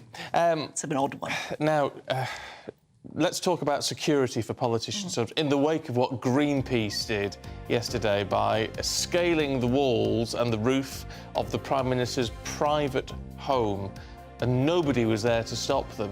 It's a security risk. Should they have more security? Should more have been done? We're going to get the reaction of former Secretary to the Treasury, David Mellor, after your weather with Alex. That warm feeling inside. From Boxed Boilers. Proud sponsors of weather on GB News. Morning, Alex Deakin here with your latest weather update from the Met Office for GB News. Some wet and windy weather again returning tonight and tomorrow. Ahead of that, many places dry and bright today, but not everywhere. We do have a fair bit of cloud around this morning and some outbreaks of rain over northeastern parts of England. And we'll continue to see showers over eastern England through the day. Some heavy ones are possible, maybe even the odd rumble of thunder. But for many, certainly out west, it'll be a much drier, much brighter day than we've been used to. And with lighter winds, it'll probably feel quite a bit warmer as well, even though temperatures are still only around, or actually still slightly below average for the time of year, high teens, low 20s. The winds won't remain lighter for longer, however. They're going to strengthen overnight. And here comes the rain, moving into Northern Ireland through this evening, then spreading to West Wales, Southwest England and Southwest Scotland, Northwest England by the end of the night. The wind's really picking up around these western coasts by dawn. Parts of the east and northern parts of Scotland may well stay dry through the night. And actually, northern Scotland will generally stay dry tomorrow. But elsewhere, it's a bit of a wet and windy, wild start in places. Very gusty winds in Wales and Southwest England. We may well see some brighter skies here through the afternoon. It may cheer up in Northern Ireland, but we're quite concerned about the rain really building up in Northern Ireland as we go through the day. So we do have a weather warning in place for that rain here and for the strength of the wind across parts of Wales and Southwest England. For more details on the weather warnings, see the Met Office website. That warm feeling inside. From Boxed Boilers. Proud sponsors of weather on GB News.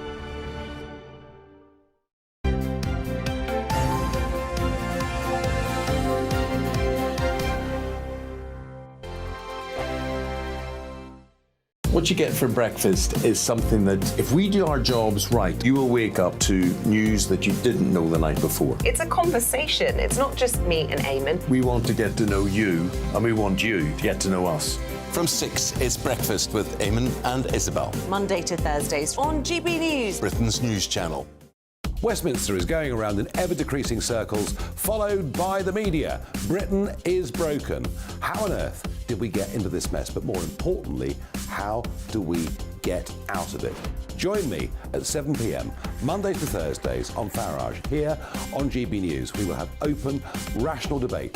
We've got to work out how Britain moves forward from this. Join us here on GB News, the People's Channel. Britain is watching.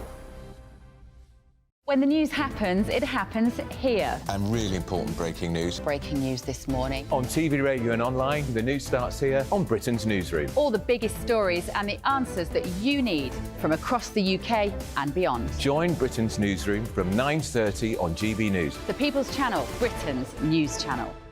Join me, Patrick Christie's Monday to Friday, 3 till 6. We tackle the day's news agenda like you've never seen before. It's high tempo, high octane, the most controversial topics and the best guests. You will not be able to take your eyes and ears off it. I'm not afraid to ask the questions that you really want answered. 3 till 6 p.m, Monday to Friday on GB News, the People's Channel, Britain's news channel. People in Britain, they love free speech, but they also love fair play. I don't care if I'm speaking somebody from a trade union, from the Labour Party, somebody from the SNP. And I think the viewers like to see that actually we can challenge one another, but in a positive way. We think we ask the questions that people want to ask, and often we ask the questions that we wanted to ask in Parliament but never got the chance to ask. So join us every Saturday, 10 a.m. till noon on GB News, Britain's news channel. Hi, I'm Dan Wootton. You can watch me live on GB News Monday to Thursday from 9 p.m. And did you know that you can also watch and listen live on our website, gbnews.com? You'll always be up to date on the latest breaking news, as well as enjoying the best stories, opinions and shows. You can even join the debate under our live player as you're watching. So head straight to gbnews.com on TV, radio and online. GB News, Britain's news channel. It's all about family, being in people's living rooms, all the interaction and getting to know who our viewers and listeners are. When I was young, my dad used to say, "Nana, stop arguing." I wanted an outlet that would enable me to give my opinion. People are going through a really hard time right now, and I know that you don't feel like you're being listened to by the establishment. I came to GB News because it's the People's Channel, and I want the audience to have their say on the events of the day. We're dynamic. We do something different. Democracy shows that the wisdom of the nation is in its people. I get to travel to find out what the story is from a personal perspective. The British people aren't fools. We know when we're not being told the full story. We've got to work out how Britain moves forward from this. It's the best country in the world. The establishment had their chance. Now we're here to represent your views. Britain's watching. Britain's watching. Britain's watching. We're proud to be GB News, The People's Channel. Britain's news channel.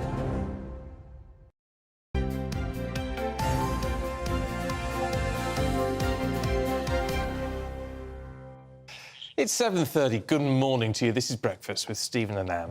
Now, as we've been talking about during the morning, Greenpeace activists invaded the home of the Prime Minister yesterday, his private home. They draped his house in black sheeting in a protest against his approval of the new oil and gas licences in the North Sea. Yeah, so they invaded his house, so we sent Ben Leo to invade theirs as well. We just want to know why they think it's acceptable to invade a Prime Minister's private home. I'm Ben from GB News. GB News, thank you. Is Will or Ariba here? Not really. I'm looking for Will or Ariba or whoever's idea that was to invade Rishi Sunak's house. Hello, Ariba. How are you doing? Thanks for having us. Was that your idea to invade you weren't Rishi? invited, first of all. We weren't invited? No, you weren't. Oh, how ironic. Were you invited to Rishi Sunak's house this morning? He's the Prime Minister of the country. I'm just going to make myself a cup of tea, if that's all right. You're paid 100 grand a year for ideas like that. Are you going to apologise for what you've done today? What should I apologise for? For turning up at not just the Prime Minister's house, a private man's home where he lives with his family. Doesn't matter. Speak, does it? I will answer your Speak. question. Yeah. Defend it. Yeah, it was a peaceful protest, and the Prime Minister has allowed hundreds of new oil and gas licences. So you think it's justified turning up to a man's private home where he lives with his family because he's approved oil and gas licences? He wasn't there. That was a matter of national news. We checked before going. We made sure there was nobody there. It was planned with utmost care, with care for security. He wasn't there. We knocked on the door. First, there was no answer. He knocks on the door, so he jumps on his roof. Is that right? We knocked on the door to identify who we were. Are you going to apologise? No, I'm not going to apologise. We held him to account for a decision that he has backed, which is a disastrous decision. Well, in the last few minutes, the police have confirmed the 5 suspects who were arrested have been released on bail. Let's talk to David Mellor, former Chief Secretary to the Treasury, who joins us now. Good morning to you. Good morning. Well, look, in some respects, you can say you know, they've had their protests, they've made their point. But shouldn't there be a bit more security around the house of the Prime Minister in these days of terrorist threats? I mean, I love the police. I was brought up to love the police. But my love for the police diminishes somewhat in recent years. And you keep thinking, right, they've hit rock bottom, the police. It can't get any worse. And then, of course, it does. What on earth are the North Yorkshire police doing, allowing Rishi Sunak's home to go unprotected? Yeah, I mean, look, attacking people's homes is not a new thing. When I was the minister responsible for animal experimentation, a big job, but actually rather a difficult job, because it was very hard to get it right. I woke up one morning and they'd thrown red paint all over the front of our house. Of your private house? Yes, private house. It'd taken a lot of... But, you know, I was a miner. I was a sort of just a minor cog in the wheel. For the Prime Minister's home to be so readily invaded, what if they'd been terrorists? What if they'd gone in there and planted a bomb? Whose responsibility is it, then, to guard or at least mount some sort of security around his private home? The police. The local police? Yes. Well, I mean, the local police would work with Special Branch and whoever is looking So why weren't him. Special Branch asking where were they? I guess what we're dealing with here is the assumption that once he's on the road, they look after him. But his private home... I mean, let's forget about those poor little girls and why they should have to go through that. But why is it as open as any other farmhouse up in Yorkshire? But you see, what I think is going on here is Just Stop Oil have been commanding the headlines. And I bet you there were people at Greenpeace who said, we can't have this. We can't have these people. They're dominating the airwaves. We got to get our ore in as well. And so that's what they have done. Now, you know how this works. Derek says it's the person who is protected, not their property. No, is that the case? No, I mean, look, if you went down to the Prime Minister's official residence, just because he wasn't there didn't mean you could walk in there. If you went to number 10, just because he wasn't there. No, I mean, it's... and anyway, if that was the rule, which I don't think it is, I mean, the rules are crazy. I remember when John Major moved from being Foreign Secretary to Chancellor, he woke up the following morning and there was no policeman on his door. Why? Because the Foreign Secretary is entitled to a copper on the door and the Chancellor isn't. I mean, this is BS baffles brains, isn't it? But the reality is that someone's home... I mean, let's just forget about the morality of it. An Englishman's home should be his castle. It's the dreadful things they could do. You know, if those people wanted to plant something...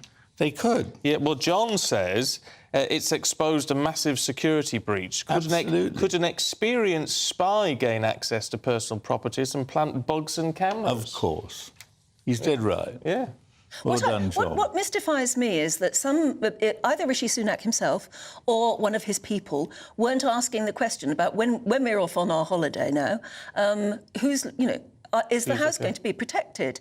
Is there security of some sort? I'm just surprised that somebody didn't ask and make sure that Well, maybe they did, or maybe there's an assumption, which is probably a rash assumption to make these days, that all this would be taken care of. You know, I remember as I proceeded towards the heart of government, I kept thinking at some point I'm going to hit a bit where everybody knows the answer to everything. Well, when I got to the centre, it wasn't quite like that. And I think this is a classic example of it. But if someone had planted a bomb, who would have known when the Sunaks got back? The other thing, while you're kindly letting me bang on, how much longer are we going to put up with this, where Just Stop Oil can do this, Greenpeace... I notice these people have been released on bail. Why? Yeah, it was trespass at the very least. Oh, and criminal damage as well. You know, and you have to say to yourself, are we going to tolerate these people disrupting all kinds of national events, sporting events, that kind of thing? At some point, one or two of them have got to go for quite a long stretch. You know, like Admiral Byng when he was shot on his quarterdeck. It was pour encourager les autres, to encourage the others. And I think a few stiff sentences might provide the necessary encouragement. Well... That is out of our control. David, good to see you. I know we're going to catch up with you a little bit later on. Thank you very much indeed. We did try to get hold... We wanted to do this as a debate, really. And we tried to get hold of some activists or protesters or someone with a differing view.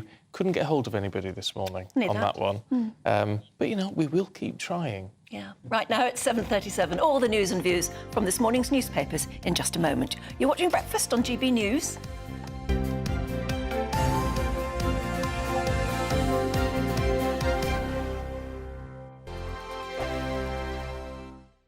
The Live Desk with me, Mark Longhurst. And me, Pip Thompson. It's here Monday to Friday on GB News. From midday, we'll bring you the news as it breaks, whenever it's happening and wherever it's happening, from across the UK and around the world. Refreshing, feisty, but with a bit of fun too. If it matters to you, we'll have it covered on TV, radio and online. Join the Live Desk on GB News, the People's Channel, Britain's news channel. Weeknights on GB News from 6 p.m. You'll always get drama. Please stop, Michelle. I know, yeah. Please stop. Should I just shut up? Romance. You like me, I like you. There you go. There you are. Well, don't tell anybody. Adventure. Etc. That's the whole point. And action. Sergeant, read my superstar panel that are already at it. They're fighting. It's going to be quite a show. Only on GB News, the People's Channel, Britain's news channel. So Jubes and Co, we tackle the issues of the day with real robust debate, both sides of the fence, battling it out with me in the middle with my forthright opinions and views. And often really interesting things happen because you start with a position and then by the end of the debate you find actually, well, I might not have thought about that one. What we need in this country is 2 new political parties. You should maybe think about doing a 2024 calendar. I'm Michelle Dewberry and I'm keeping you company right through until 7 o'clock this evening. GB News, the People's Channel, Britain's watching. Monday to Thursday, 9 p.m. till 11 p.m. Join me, Dan Wootton. I'll bring you the sharpest takes and hottest debates. Do you not believe in prisons? I don't believe in prisons. I'm completely stunned. I guarantee you there'll be no spin, no bias, no censorship. I actually was personally quite offended by it. And no reason to go to bed. So I guess they've always been quite woke. That's Dan Wootton tonight on TV, radio and online. Monday to Thursday from 9 p.m. till 11 p.m. on GB News. The People's Channel, Britain's news channel. In a world of dull and predictable radio and TV shows. Oh, hi. On Mark Dolan tonight, we've got big guests. We drill into the big stories of the day. The show adds up to a brilliant listening and viewing experience. Mark Dolan Tonight is the most entertaining current affairs show ever, and that's a fact. That's Mark Dolan Tonight, Friday, Saturday and Sunday from 9. Only on GB News, Britain's news channel.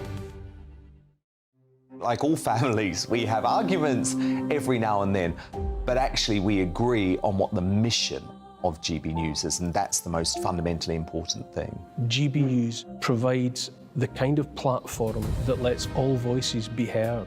We don't hold back. We're free to say what we really think. Just because some people who live in a tiny little Westminster bubble think that their particular story is important, that's not the most important story for me. And often there will be difficult stories, stories that you won't find on the establishment media. Because what people think in the north of England may be very different to what they're thinking in the home counties. We're going to carry on telling the world what life is really like for households up and down the UK. We love to be in your car, in your kitchen as you're having your breakfast. Whatever you're doing, you are part of the show. If it matters to you, it matters to us. Britain's watching. Britain's watching. Britain's watching. We're proud to be GB News, the People's Channel, Britain's news channel.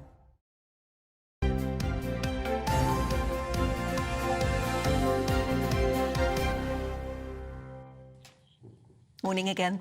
Yeah, 7:41. Let's look at the papers this morning. The Times has Jeremy Hunt claiming Britain is stuck in a low-growth trap after official figures showed the nation faces a sustained period of high interest rates. And in the Telegraph, we're told the Prime Minister is planning the biggest expansion of private sector involvement in the NHS since the Blair era. We don't seem to have those front pages for you, so let's ditch all of that and just go straight to John McTernan and Candice Holdsworth, who are going to give us their take on what's going on today. Good to see you both this morning. Let's kick off with the Telegraph, Candice.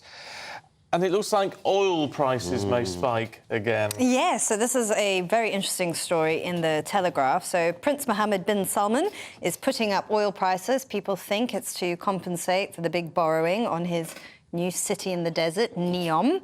And this is also happening alongside Russia's supply cuts as well.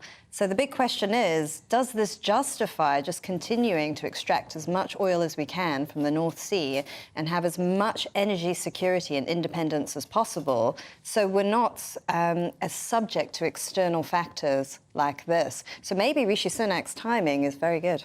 What I don't understand with this, though, I don't know if either of you know, but isn't it a case that even if we're sort of using our own oil, we've still got to funnel it through the global market, which will affect the price? Yeah, we do. Because it's produced in British seas, it doesn't mean we can set British prices. The price of oil is set by the global market.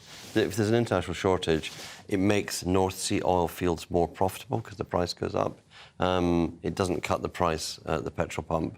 And for me, the fluctuations with Saudi and with the Russians affecting the oil price, it says, well, let's keep going to renewables. Let's use our own wind, our own sea to generate, our own hydro to generate power that's under British control and is like it's the cheapest energy in the country at the moment. So it would be better to invest in an energy that is British controlled than one that is controlled by who? Who sets the So in the OPEC in the 1970s.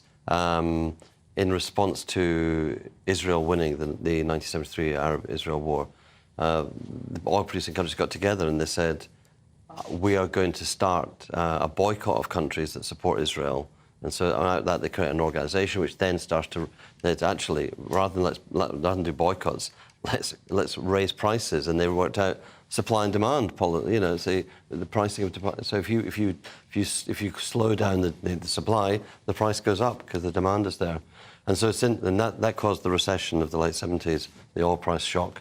And in a sense, we're still living in that world. And the power that they realised they got.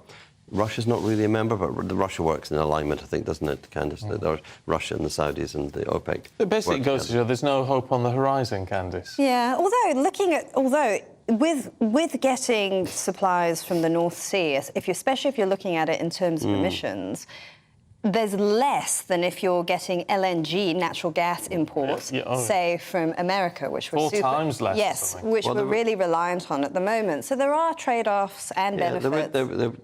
There would be, except because it's global, British oil tends to go to where our oil wants to be used, which is it's refined externally and it's sold externally, and we bring into our refineries oil from other countries.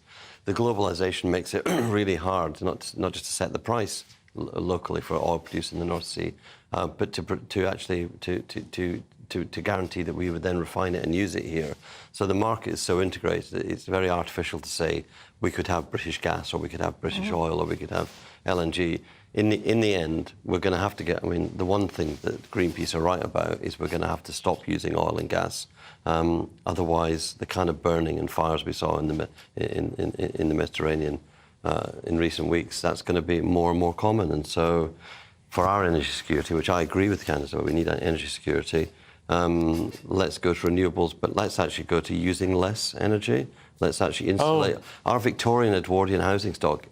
Great homes for people, but they're a bit leaky with heat. So they're very leaky with heat, aren't they? So we really have to put, and that's possibly lots of really good working class jobs. All right, well, let's connect this, Candice, to the Express and the Mail, because looking at Greenpeace and they're in effect just stop oil activism at the Prime Minister's home. It's a really key point you make, because in the article, in the Express article, they were saying that the new leadership who've taken over Greenpeace, they actually want to move away from what they believe to be their middle-aged tactics, and they want to be more like Extinction Rebellion and more like Just Stop Oil. The groups that are driving us all crackers. Exactly, and I was, we were talking in the break, I was saying, I just wonder what the role of social media is in all this. So it's incentivising this sort of sensationalist behaviour. You're violating boundaries, but all you're thinking about is a clip you want to put online to get attention. It's so negative, I really don't agree with it. And actually, you don't advance your cause. Everyone just ends up talking about them. So you don't advance the cause. Although, I think it's a really good point you make there. I think the social media point, we discussed it, which is that we live in an attention economy, and the thing that's incentivized is the shock, the talking point. And so we wouldn't be talking about Greenpeace if they'd given a petition to the House of Commons. No. And for a lot of the day, I suspect people will be sending messages into different presenters on shows across the day talking about this issue. Yes, No, but they're talking about negative stuff. stuff. They changed the conversation by being so outrageous. We're talking about their activism and the way they're demonstrating and whether that's acceptable. We're not talking about their issues. And I think what Candice is talking about is there's a perverse incentive in a way, which is to get attention to the surface, not to the detail. Because what we need to talk about is the substance, and we've got an issue. I think. But someone like me who would have sort of has supported Greenpeace in the past when I was younger, and now would be a sort of what you call a soft supporter of Greenpeace. A middle-aged supporter of middle-aged tactics. But now they wouldn't be getting any of my money now. That's the problem, because you need to bring people on side, and you need to be mature about that, and you need to be able to advance your argument and have respect for people, that they can understand where you're coming from, rather than trying to shock them or alarm them. I mean, that's so childish. But don't you think, just the point you made about social media, is their media people will be literally looking for the number of hits. Exactly. They'll say 3 million hits on that on Twitter or something. And that has a half-life. That's what people don't realise. You don't get long credibility from that. You'll get a short burst of attention, but you don't build up the sort of reputation you need to affect real change. And don't think I didn't notice, John, that you pointed out I was middle-aged there. I mean, what a bloody liberty. It's true, but nevertheless. I'm sorry I can't say the truth on your show. Well, I'm sorry, what is middle age? Well, this is it. We need to revisit that. No, I still claim I'm in my 60s, I claim to be middle-aged. Yeah, my parents say they're just entering middle age now. They're in their late 70s. OK, you clearly are still a youth. A youth? Yeah, he's a young man. I'm a 50-year-old youth. He's a young man. There you go. Should we have a look? Oh, let's have a look at this one, John, because we're getting a bit tired for that. The Star, and we're turning into slapheads if we go in the sun too much. Well, it's really interesting, isn't it? What happens when the Sun British people take off their clothes? What happens? They go pink as lobsters. Yes, they do. Wherever they are in the world, they don't take care of their bodies, and there's a real risk on that. But I suspect for men, this might go straight to their vanity, which is, well, maybe I should put on a hat, because the story says it's not simply the sun, it's going out in the sun without a hat on. So, and hats... What stops your hair growing? Hats, it stops the sun damaging your hair and increasing the risk of baldness. Because sun damages our skins. We know, all women know that sun damages skin. We should all take more care about our skin and sunburn. But this is actually another effect. You don't really see it as well because it's on the top of your head. And so the advice is what I think any sun cancer charity would give, which is, put on sunscreen, wear sunglasses, put on a hat. Yep. Isn't it slip, slap, slop? Yeah, don't go out, wear dark glasses, wear long sleeves. Yeah, but men, we do not want to go bald. No, exactly. This is it. It's a very good campaign. Well, they always say if you want to campaign about anything, hit people in the vanity. Yes, although and the worst is when you get burnt in your partying like that. Because how do you put sun cream there? It's just the most awkward place in the world. No, you've got to wear a hat. So you've always got to wear a hat. Got to wear a hat. Well, there you go. Lovely, good to see you both this morning. We'll catch up with you a little bit later on. Yeah. Now, new research is showing that holidaymakers are being charged up to 4 times more for airport parking when paying on arrival rather than in advance. Yeah, surely this can't be a shocker. It's appalling, though, that the prices are going up just to drop somebody off. Oh, the drop-off charges are ridiculous now. The biggest price difference was Manchester Airport, charging, I think this was for a week, £406 on arrival compared to £95 if pre-booked. Why is it going up? Are we being fleeced in yet another way? You think you've got you think you found a bargain ticket to fly, and then you suddenly found that you're being punished when you get to the airport. Joining us now is travel editor for The Sun, Lisa Mino. Hello there, Lisa. Morning. Well, you look beautifully sun-kissed this morning. But tell us about these airport charges. It seems like they've suddenly happened and they're hiking up. It's a bit of a tale as old of time. We've seen this happen year in, year out, and it definitely is the case that if you book in advance, you are going to make major savings. And this is some latest research from the consumer group, which they've discovered that when they looked at charges in April for a booking in August, they were up to 4 times cheaper if they booked it 4 months in advance. And it's always going to be the case. If you want to get the best deals, you've got to book as far in advance as possible. Problem is, people tend to book their holiday. Great, we've got the holiday booked, and they don't really think about all the other things like getting to the airport until much closer to the time. And that's the way that you actually are then going to be charged more, because the closer you get to the time of your departure, again, it's then down to supply and demand. Everybody else has booked their parking, and the parking providers can increase the price that they charge because they've got much more demand there. But I mean, to be fair to these airport parking places, that's common sense, isn't it? I mean, and I hate to sound smug, but for years and years and years, whenever I've booked an airline ticket, the next thing I've done is get online and book the parking. Yeah, and it really does make sense to do it straight away, to make sure that you've got the two tied up at the same time, and also to do some research. I mean, you know, this Which survey found that, you know, using price comparison websites and checking exactly what you're booking and where you're booking, when you're booking, you can make some real savings. That their research found that actually it was sometimes cheaper to get the on-site parking from the actual airport itself than to go to one of the off-site parking where you would have to have got, you know, perhaps a coach or a taxi back into the airport. That really is worth doing your research and at least booking 4 months in advance, at least that. But even if you just booked the day before online, you're going to make a saving from turning up there on the day. And probably best to plan as much as you can for a relative to actually drive you to the airport and pick you up again, or to use public transport. Isn't that far less of a headache than trying to park your car at all? Public transport would be a fantastic way of doing it, but of course what's happening this Saturday, we're going to see yet another rail strike, which is going to impact both Manchester and Gatwick airports. So it's not always that you can rely on that. Yes, of course, the best thing to do would be to use public transport, and we have actually got some very good train services, very regular train services into the likes of Heathrow, Gatwick, Luton, Manchester. It's just a case at the moment with this industrial action we're seeing you can't rely on it every time.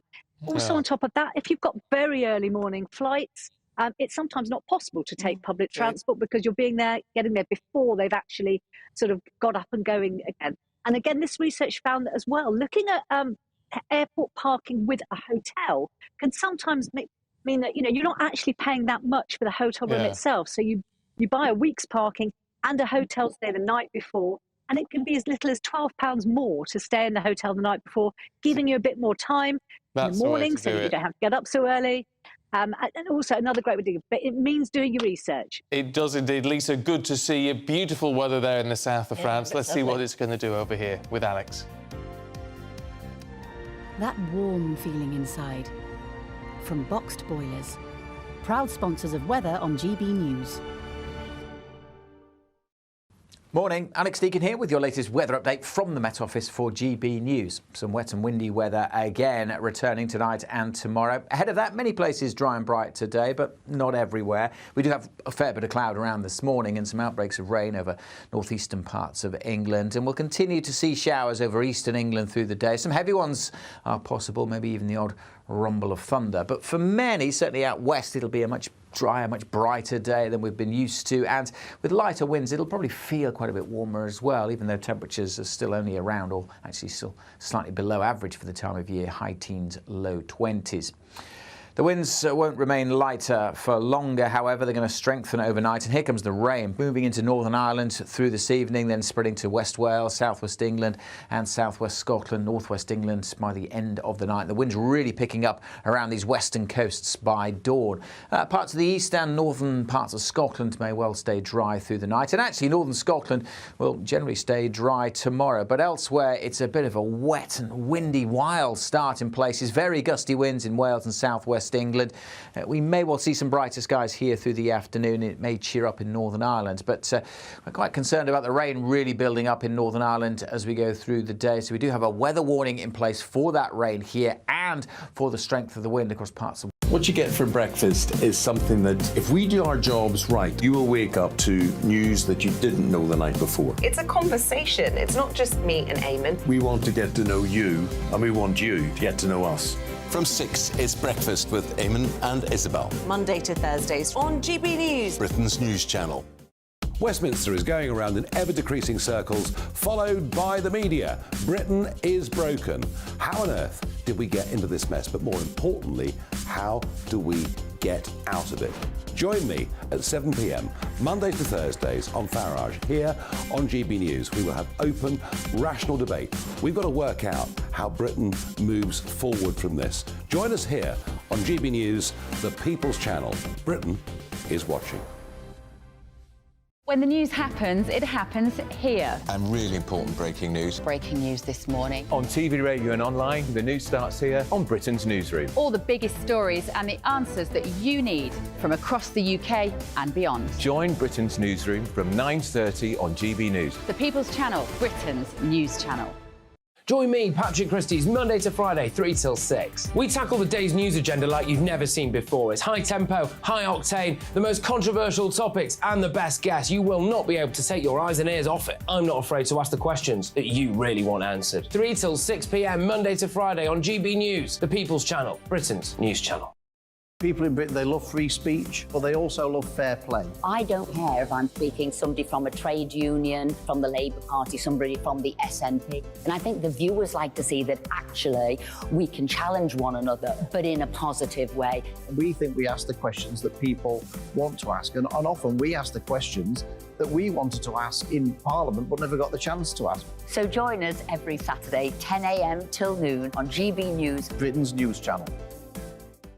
Hi, I'm Dan Wootton. You can watch me live on GB News Monday to Thursday from 9 p.m. And did you know that you can also watch and listen live on our website, gbnews.com? You'll always be up to date on the latest breaking news, as well as enjoying the best stories, opinions and shows. You can even join the debate under our live player as you're watching. So head straight to gbnews.com on TV, radio and online. GB News, Britain's news channel. It's all about family, being in people's living rooms, all the interaction and getting to know who our viewers and listeners are. When I was young, my dad used to say, Nana, stop arguing. I wanted an outlet that would enable me to give my opinion. People are going through a really hard time right now, and I know that you don't feel like you're being listened to by the establishment. I came to GB News because it's the People's Channel, and I want the audience to have their say on the events of the day. We're dynamic. We do something different. Democracy shows that the wisdom of the nation is in its people. I get to travel to find out what the story is from a personal perspective. The British people aren't fools. We know when we're not being told the full story. We've got to work out how Britain moves forward from this.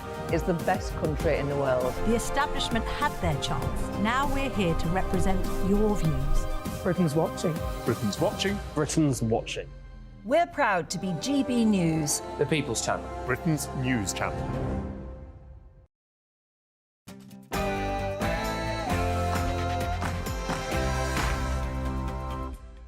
Good morning, it's 8 o'clock on Friday the 4th of August. Today, interest rates up again. Is this just going to damage our economy, though, rather than help it? Former President Trump defiant in court. He's denying all the latest charges against him. But do these latest, very serious charges actually boost his election campaign? Heads could roll after a major security breach at the Prime Minister's private home. 5 Greenpeace activists have been arrested. They've now been released on bail. But the question remains, how could security actually be so lax? And what's the weather looking like for the weekend? There's another spell of wet and windy weather on the way for tonight and tomorrow. There are Met Office warnings in place. Before that, some of us will see a bit of sunshine through the day today. More details coming up with a full forecast later on. Good morning to you. I'm Stephen Dixon. And I'm Ann Diamond, and this is Breakfast on GB News.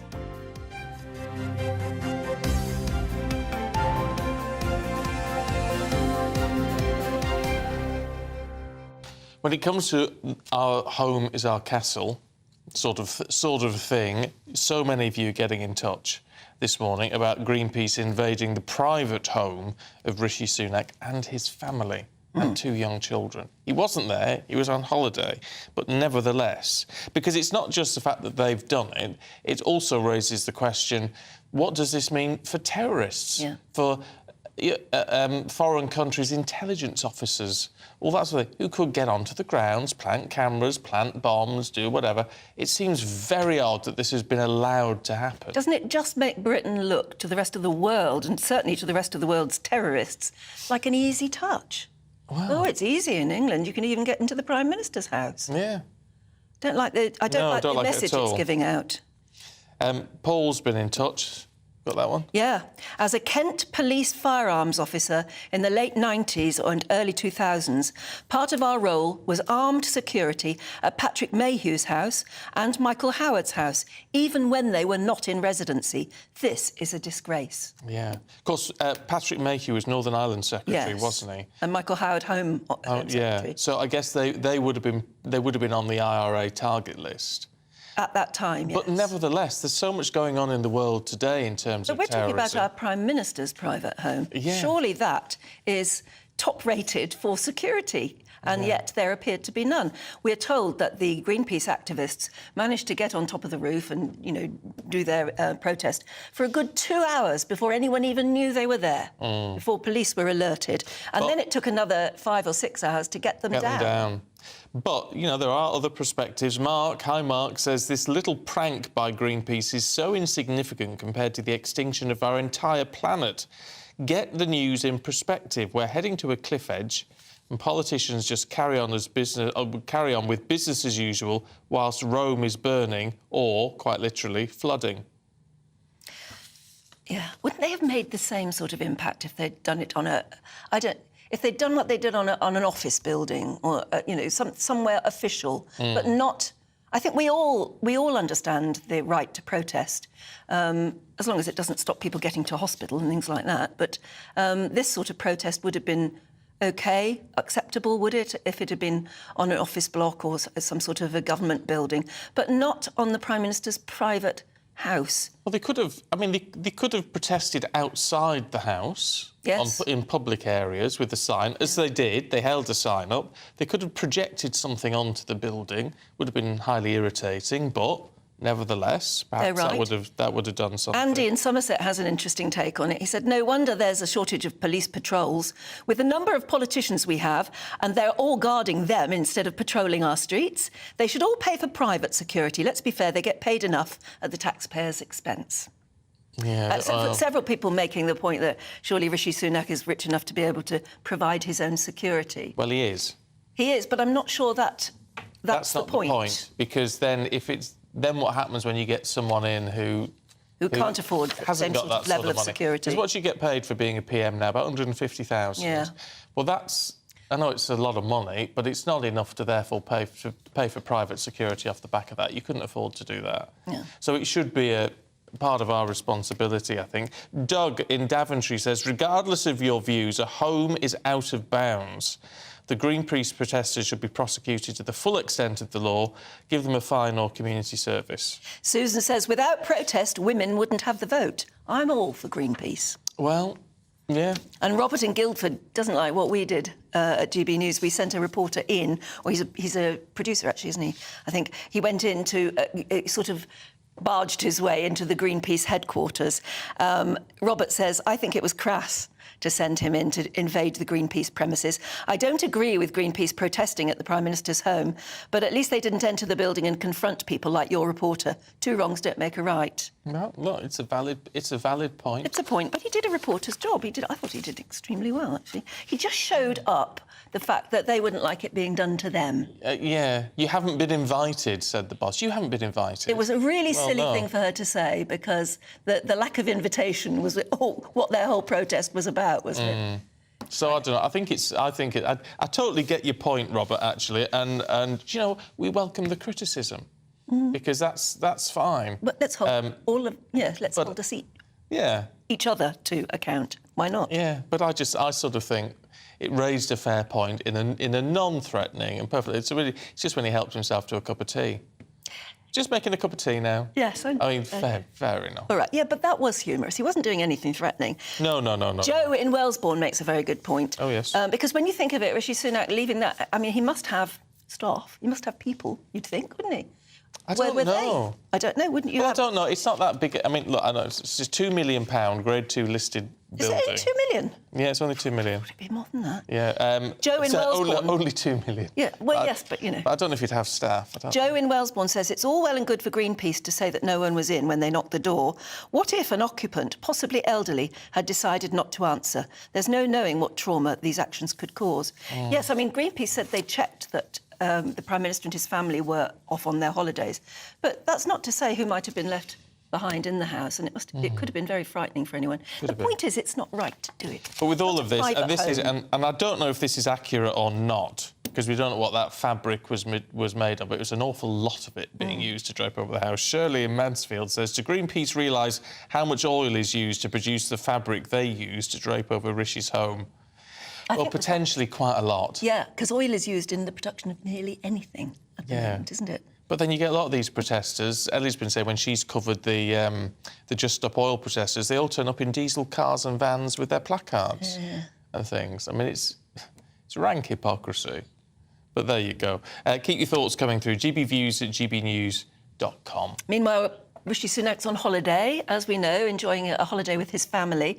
But I wonder how much he reads the headlines or he's kept... He must be briefed every day. Yeah. So it won't entirely be a holiday without worries for him, because the Bank of England has raised interest rates by 0.25% points to 5.25%, despite the slowdown of inflation. Yeah, well, that means that base rate has reached a 15-year high. The bank is forecasting the economy will stagnate for the next few years. Well, that's not good for anybody. However, it also predicts that inflation could dip below 5% in the fourth quarter of this year. Well, speaking to our economics and business editor, Liam Halligan, Chancellor Jeremy Hunt says he recognises the difficulties for many people, but our economy is on track to avoid a recession. Bank of England forecasts today say that we will avoid recession, and in a year's time we'll get inflation down to about 3%, 2.8% I think is the number.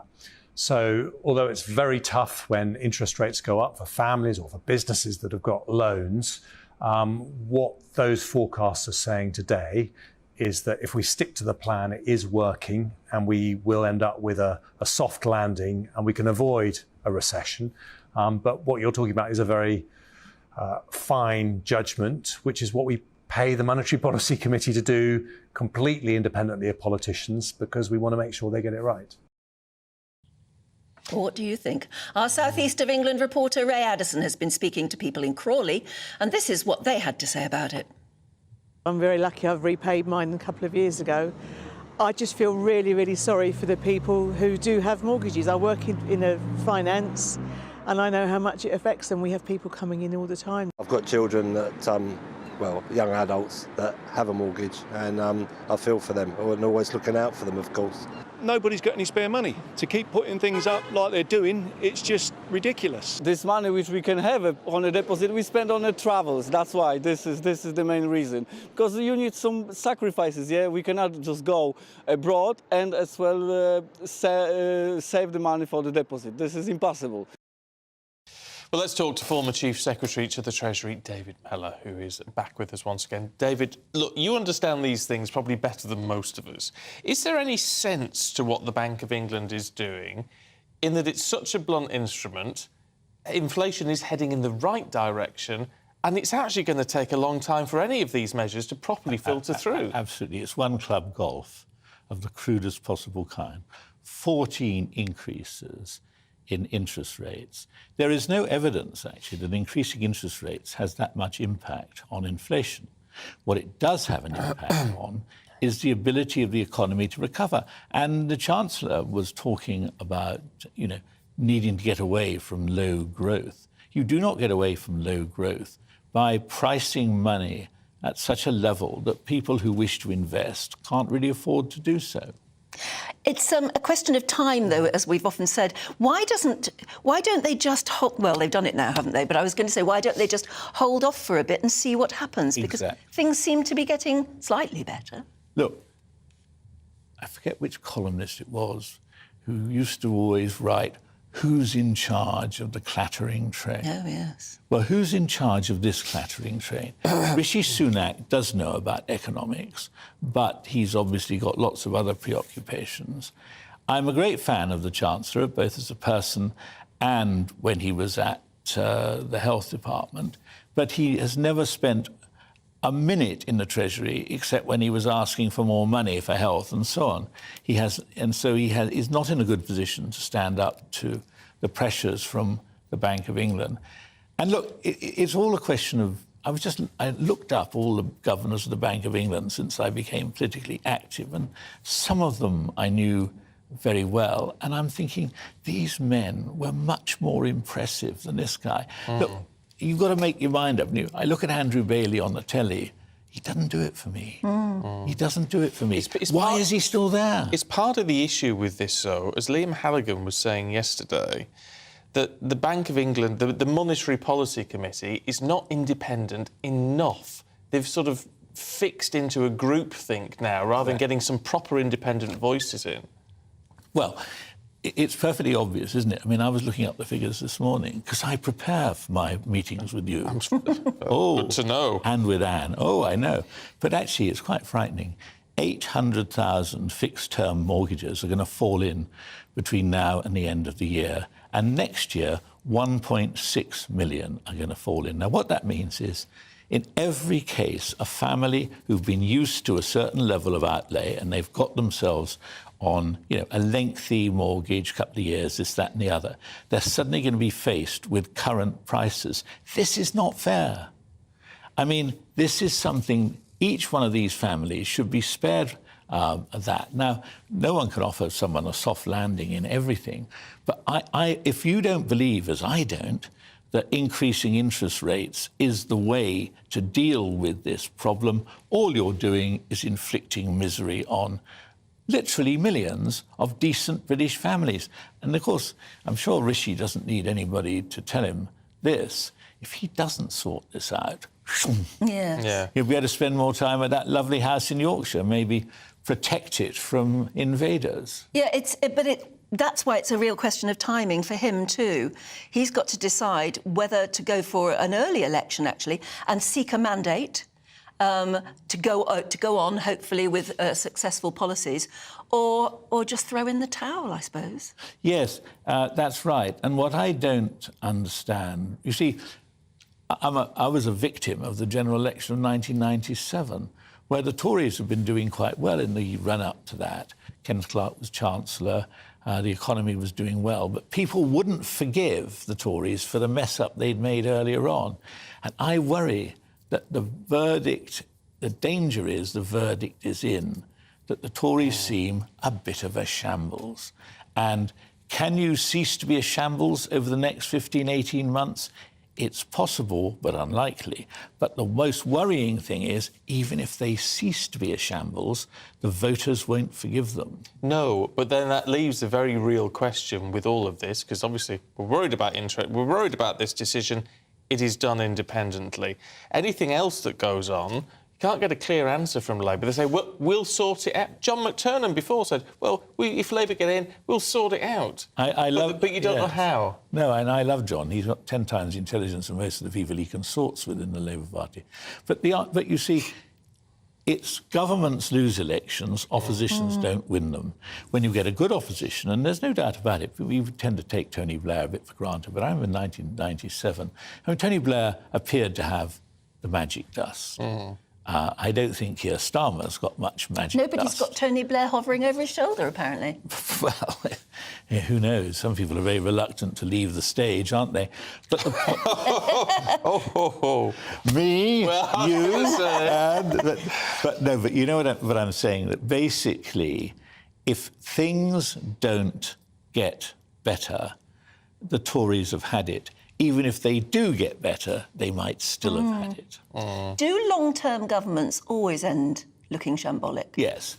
Was it Enoch Powell, not a name we should mention these days, he always says, every political career ends in failure. And that's what it does. Yeah. Yes. Do you know what that a when you go cheery into? thought. I know. I was going to say when you go into politics, hopefully, you know, with rose-tinted glasses. Does anyone ever tell you that? You know. No, but it'll all end in tears. But it's not a rational decision to go into politics. No. And of course, increasingly, most people are rational and don't go into politics because, you know, there's a real... When I think of the strength of Margaret Thatcher's government, I don't mean little me, who was her youngest minister for 4 years, but I'm talking about big boys like William Whitelaw and Geoffrey Howe and people like that. There aren't their equivalents in politics today. Everyone, you know, you're regarded as a veteran when you're 35 or something. Now, I'm not against being 35. I rather wish I was 35 again now. But the reality is there is such a thing as experience which gets you through. And I believe if there were a bit more experience around as we look at this ridiculous, you know, where we started, 14th successive rise in interest rates, I think people with better memories, people with more experience, wouldn't inflict that on the public when there is no guarantee that it's going to actually impact on inflation, certainly not to the extent of the political damage that is done. Yeah. It's a very fair point. David, as always, it's good to see you. Thank you very much indeed. It's interesting you talk about, you know, not having enough older politicians here, older and experienced. In America, there's nothing but, it seems. No, all very old ancient. politicians seeking Positively re-election. ancient. It's funny what David was saying, that reminds me, and I can't remember who said it, but it was some celebrity, because, you know, there's this absolute craving at the minute. People just want to be famous. And they said to me, fame, not to me, in a quote, fame is like climbing a mountain. Only when you get to the top, you realise there's nothing there. Ooh. And I just thought, that's really very really good, clever. very good. Yeah. They don't crave to be famous. Except that people do, don't they? They go on and on craving it. And they go on and on craving power, which is probably even more of a lure than fame. Yeah. Put the two together and you've got you've got American candidates. Oh. Well... Yes, fair point, actually. Shall we go on to America? Oh, should we? Because guess who is unbowed, unbent and unbroken? Ah, yes, no points for getting Donald Trump, who remained defiant yesterday as he pled not guilty to the latest round of charges against him. Yeah, and those charges are very serious indeed. He's been charged with conspiracy to defraud the US, obstruction of an official proceeding, and against the rights of citizens. He told reporters that it was merely the persecution of a political opponent. Well, thank you very much. This is a very sad day for America. And it was also very sad driving through Washington, D.C. and seeing the filth and the decay. When you look at what's happening, this is a persecution of a political opponent. This was never supposed to happen in America.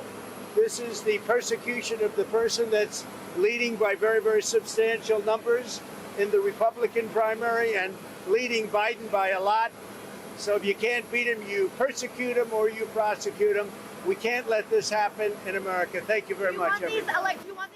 Well, let's talk to our reporter, Paul Hawkins, who's been following all of this. Morning to you, Paul. Never supposed to happen in America, says former President Trump. Well, neither was an attempt to overthrow the election, I guess, would be the response to that one. Yeah, that's the general thrust of what the prosecution will say when the trial does eventually begin. And we don't know when it's going to begin, It's going to be ages yet, isn't it? Well, yeah, I've just been reading that the median time for criminal cases in DC is 18 months. And that includes people who plead guilty, which, of course, speeds up the process. So speedy trial, we'll have to wait and see. And also, given the calendar, and I think we've got a little graphic here that shows, that we should have one, that shows the calendar. This is how it looks for the next 18 months leading up to the election. So those in red are the political dates. The ones in blue are his legal dates. And, of course, that includes 2 federal criminal trials, most notably the 25th of March.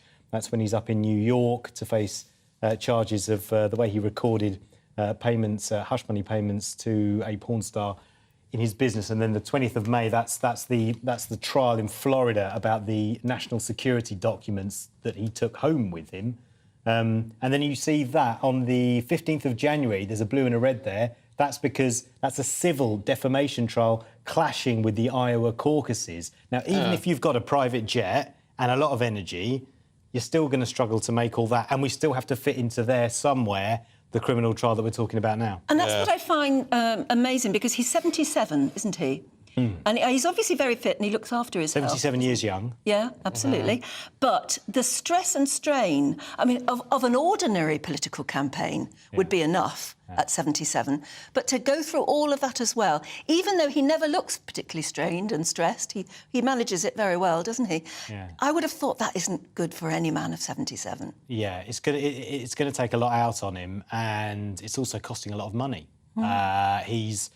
He's raised around £31 million, about $40 million so far. In fact, obviously he's campaigning at the moment. The vast majority of his campaigning has been about raising funds and spending it on lawyers to fight these kind of cases. And in fact, in a lot of his promotional material, it says, if these illegal persecutions succeed, if they're allowed to set fire to the law, then it will not stop with me. Their grip will close even tighter around you. And that's part of the narrative, which is my struggle is your struggle. If they can do this to me, they can do this to you. So that will be something that we hear. Interestingly, Ipsos Reuters poll that was published yesterday before he appeared in court showed that 52% of Republicans wouldn't vote for him if he were in prison, and which is where potentially he could be, given the number of lawsuits that we're looking at, and also given that Judge Tanya Chatkan will be overseeing the trial. She's been overseeing a lot of cases involving January the 6th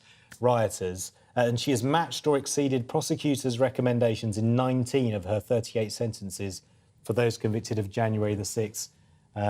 Most notably, she has dealt with Trump in the past. She stopped him from exerting executive privilege when he was saying, you can't let the committee in Congress have these documents that are looking into the January 6 riots. That's my privilege. She said, no, it isn't.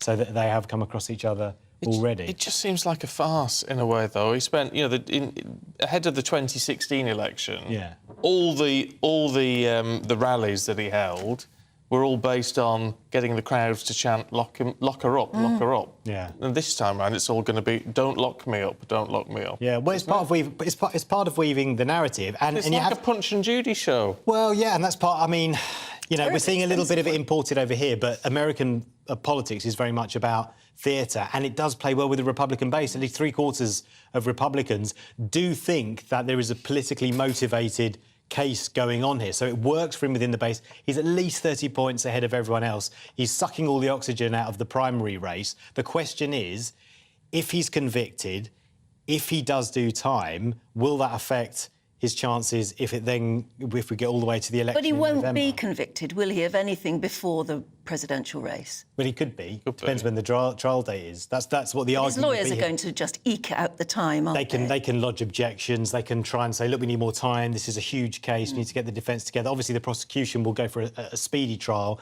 And this judge, apparently, even by DC standards, she does move quite fast. But given the median date that I've looked at is about 18 months, it could drag on. Interestingly, the defence as well will be freedom of speech. That I'm entitled to say that something's false. The prosecution will try to tie it to actions. And then the other one is the other case for the defence will be that I genuinely believed that the advice that I was getting was sound. But given on page 7 of and this is the document itself, on page 7. And by the way, on the freedom of speech issue, Jack Smith, the independent prosecutor, on the first page, he says, yeah, President Trump does have a right to say it's fraudulent. We're not saying that. But here he lists the number of people that were giving advice that said you shouldn't be calling it fraud. The defendant's vice president, senior leaders of the Justice Department, the Director of National Intelligence, Department of Homeland Security, Cybersecurity Agency, senior White House attorneys, senior staffers, state legislators and officials, state and federal courts.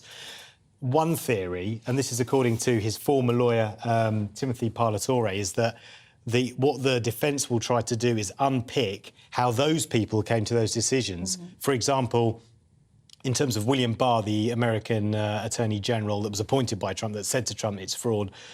Did you really, though, go and check out those claims? How many FBI agents did you assign to the case? Did you really look into this? So it will be about undermining how they came to that judgment and then advised him. Yeah, that's one line of defence. And Donald Trump could still say he had a right to disbelieve them. Yeah, and he could say, yeah, exactly. So it's going to be fascinating to watch. And if I was running in the Republican race, I'd be thinking, what is going to be my strategy? Because I can't attack the man for these kind of allegations, because clearly it works with the base.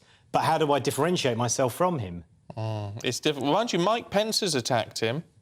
Yeah. Mike Pence has attacked him and said, he shouldn't be president. He should never have been president, and he shouldn't be president. He hasn't got much of a chance, though, Mike Pence, has he? No. He doesn't have a following of his own. No. The second horse in the race is Ron DeSantis, and he's at least 30 points behind, and then Mike Pence is way back. And given what Mike Pence has said, that I put the Constitution first, and that in his notes that the prosecution uses, he said that he had a phone call with Mr. Trump, and Mr. Trump said, I don't have the authority to not certify the result, and he said, well, you're too honest.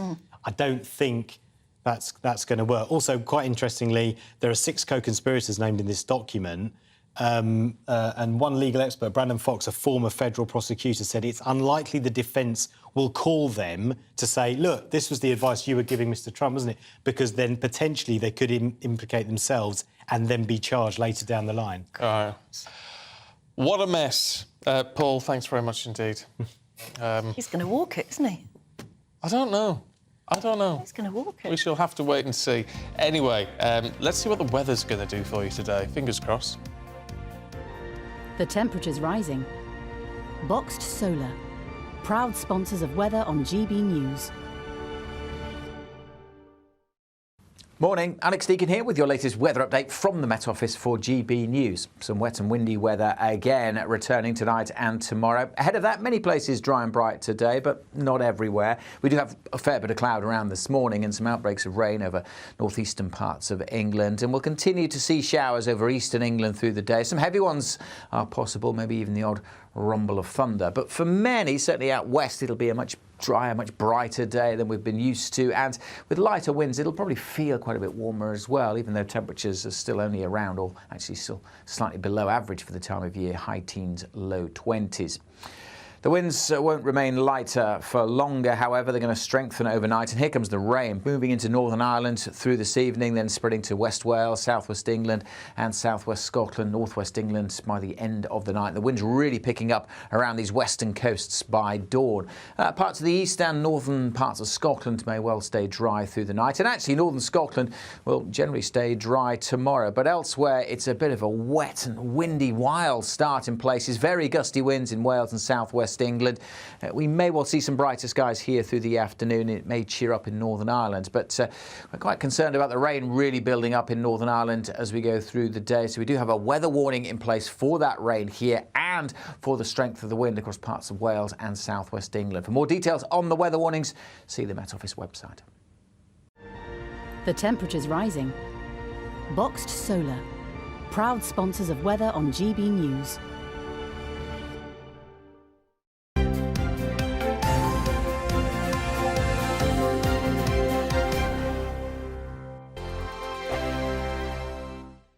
The Live Desk with me, Mark Longhurst. And me, Pip Thompson. It's here Monday to Friday on GB News. From midday, we'll bring you the news as it breaks, whenever it's happening and wherever it's happening, from across the UK and around the world. Refreshing, feisty, but with a bit of fun too. If it matters to you, we'll have it covered on TV, radio and online. Join the Live Desk on GB News, the People's Channel, Britain's news channel.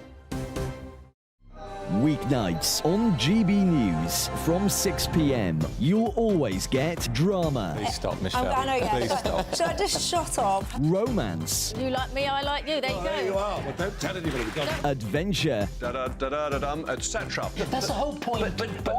And action. Sergeant, we're being greeted by superstar panel that are already at it. They're fighting. It's going to be quite a show. Only on GB News, the People's Channel, Britain's news channel. So Jubes and Kerr, we tackle the issues of the day with real robust debate, both sides of the fence, battling it out with me in the middle with my forthright opinions and views. And often really interesting things happen because you start with a position and then by the end of the debate you find actually, well, I might not have thought about that one. What we need in this country is 2 new political parties. You should maybe think about doing a 2024 calendar. I'm Michelle Dewberry and I'm keeping you company right through until 7 o'clock this evening. GB News, the People's Channel, Britain's watching. Monday to Thursday, 9 p.m. till 11 p.m. Join me, Dan Wootton. I'll bring you the sharpest takes and hottest debates. Do you not believe in prison? I don't believe in prisons. I'm completely stunned. I guarantee you there'll be no spin, no bias, no censorship. I actually was personally quite offended by it. And no reason to go to bed. So I guess they've always been quite woke. That's Dan Wootton tonight on TV, radio and online. Monday to Thursday from 9 p.m. till 11 p.m. on GB News. The People's Channel, Britain's news channel. In a world of dull and predictable radio and TV shows. Oh, hi. On Mark Dolan tonight, we've got big guests. We drill into the big stories of the day. The show adds up to a brilliant listening and viewing experience. Mark Dolan Tonight is the most entertaining current affairs show ever, and that's a fact. That's Mark Dolan Tonight, Friday, Saturday and Sunday from 9. Only on GB News, Britain's news channel. Like all families, we have arguments every now and then, but actually we agree on what the mission of GB News is, and that's the most fundamentally important thing. GB News provides the kind of platform that lets all voices be heard. We don't hold back. We're free to say what we really think. Just because some people who live in a tiny little Westminster bubble think that their particular story is important, that's not the most important story for me. And often there will be difficult stories that you won't find on the establishment media. Because what people think in the north of England may be very different to what they're thinking in the home counties. We're going to carry on telling the world what life is really like for households up and down the UK. We love to be in your car, in your kitchen as you're having your breakfast. Whatever you're doing, you are part of the show. If it matters to you, it matters to us. Britain's watching. Britain's watching. Britain's watching. We're proud to be GB News, The People's Channel, Britain's news channel.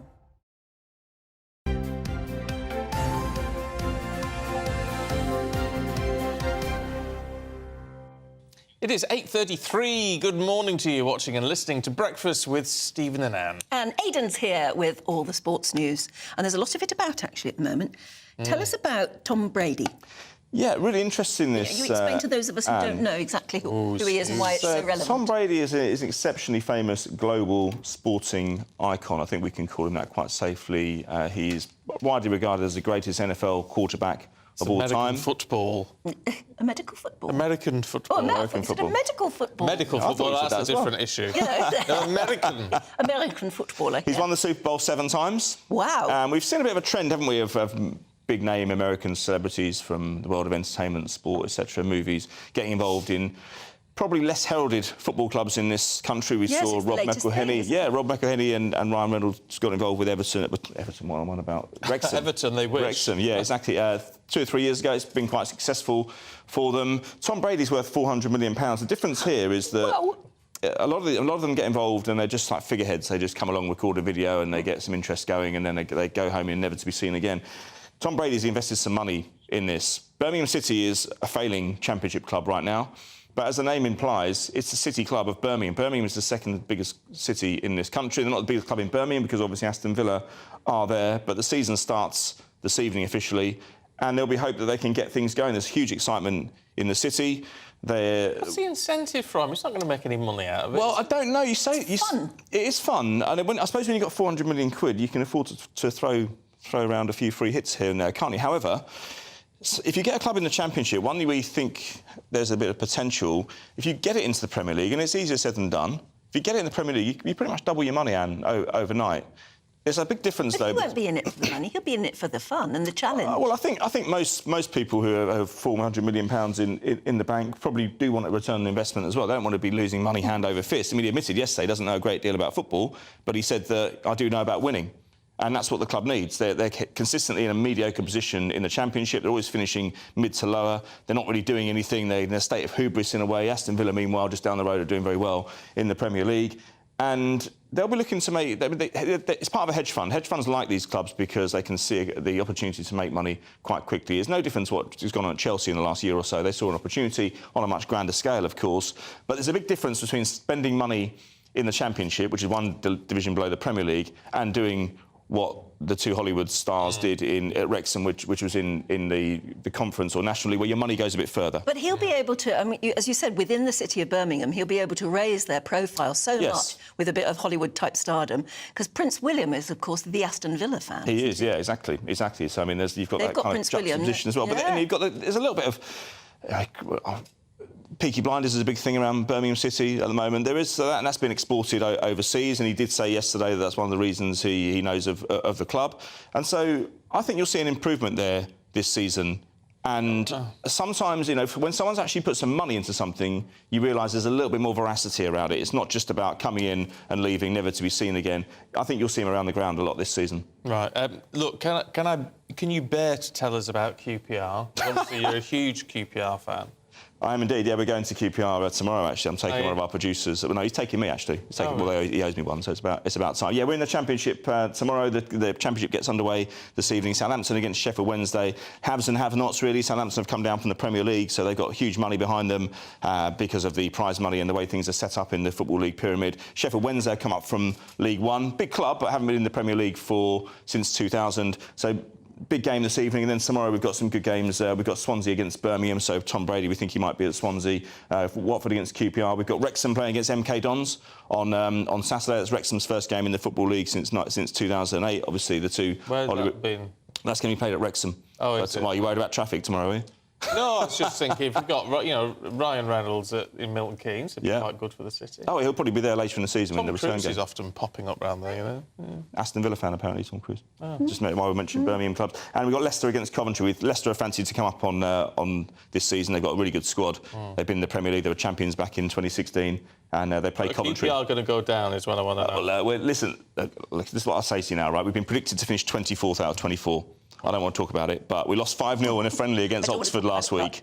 And, look, a couple of loan signings between now and the next week or so, things can change, honestly. And I'm not giving up hope. I'm not the sort of guy to walk away on a lost cause. Tell us about the Women's World Cup, because I read in today's papers that Prince William is on standby to fly to Sydney just in case we do well. Well, I think we already are doing well. I mean, that's next Monday, I think, England are playing. Next huge shock yesterday with two-time champions Germany being knocked out. That's caused real shockwaves in Germany, because it's the first time, I think, that the men's team and the women's team were knocked out of the World Cup within a year of each other at the group stage. That never happens. And so Alexandra Popp is the main... one of the best players in the world, best strikers in the world. There was believed to be an over-reliance on her. And they won their first game 6-0 against Morocco. And then they've seen Colombia and Morocco go up ahead of them. And it's one other big team out of the way in terms of England, because Brazil have already been knocked out as well. Canada knocked out as well, but at the hands of the USA. And so that clears the way. And I looked at England now, and I looked at the form they're in, given they whacked 6 goals past China the other day. I think England are very dangerous. Who are we playing next? We are playing Nigeria next. Nigeria next. I've just seen the time. Yeah. You better go, Aidan. Oh, no. It's your own fault you've got to be talking about QPR. I know, sorry. We're running way over, actually, but it was fun. Thank you very much indeed. I'll see you over the weekend. You will indeed. Well, actually, no, not me. OK. But you will see me. Yeah, I'll tune in, obviously. Of course. Anyway, we're back with the papers in just a sec.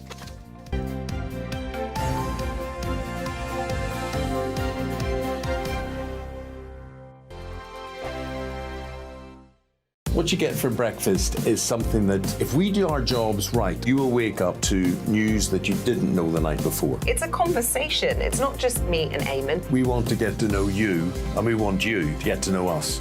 From 6, it's Breakfast with Eamon and Isabel. Monday to Thursdays on GB News, Britain's news channel. Westminster is going around in ever-decreasing circles, followed by the media. Britain is broken. How on earth did we get into this mess? But more importantly, how do we get out of it?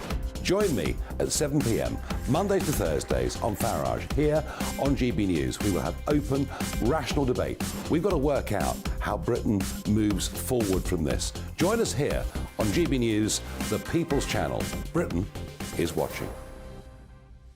When the news happens, it happens here. And really important breaking news. Breaking news this morning. On TV, radio and online, the news starts here on Britain's Newsroom. All the biggest stories and the answers that you need from across the UK and beyond. Join Britain's Newsroom from 9:30 on GB News. The People's Channel, Britain's news channel. Join me, Patrick Christie's Monday to Friday, 3 till 6. We tackle the day's news agenda like you've never seen before. It's high tempo, high octane, the most controversial topics and the best guests. You will not be able to take your eyes and ears off it. I'm not afraid to ask the questions that you really want answered. 3 till 6 p.m, Monday to Friday on GB News, the People's Channel, Britain's news channel. People in Britain, they love free speech, but they also love fair play. I don't care if I'm speaking somebody from a trade union, from the Labour Party, somebody from the SNP. And I think the viewers like to see that actually we can challenge one another, but in a positive way. We think we ask the questions that people want to ask, and often we ask the questions that we wanted to ask in Parliament but never got the chance to ask. So join us every Saturday, 10 a.m. till noon on GB News, Britain's news channel. Hi, I'm Dan Wootton. You can watch me live on GB News Monday to Thursday from 9 p.m. And did you know that you can also watch and listen live on our website, gbnews.com. You'll always be up to date on the latest breaking news, as well as enjoying the best stories, opinions and shows. You can even join the debate under our live player as you're watching. So head straight to gbnews.com on TV, radio and online. GB News, Britain's news channel.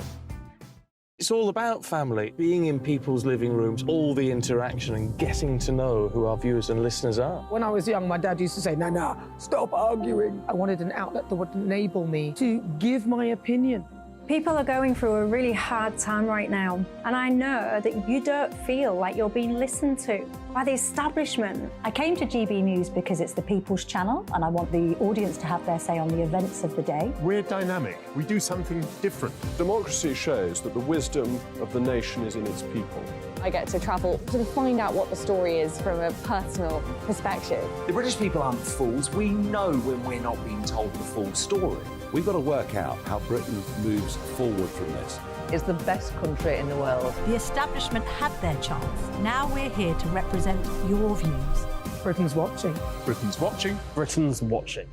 We're proud to be GB News, the People's Channel, Britain's news channel.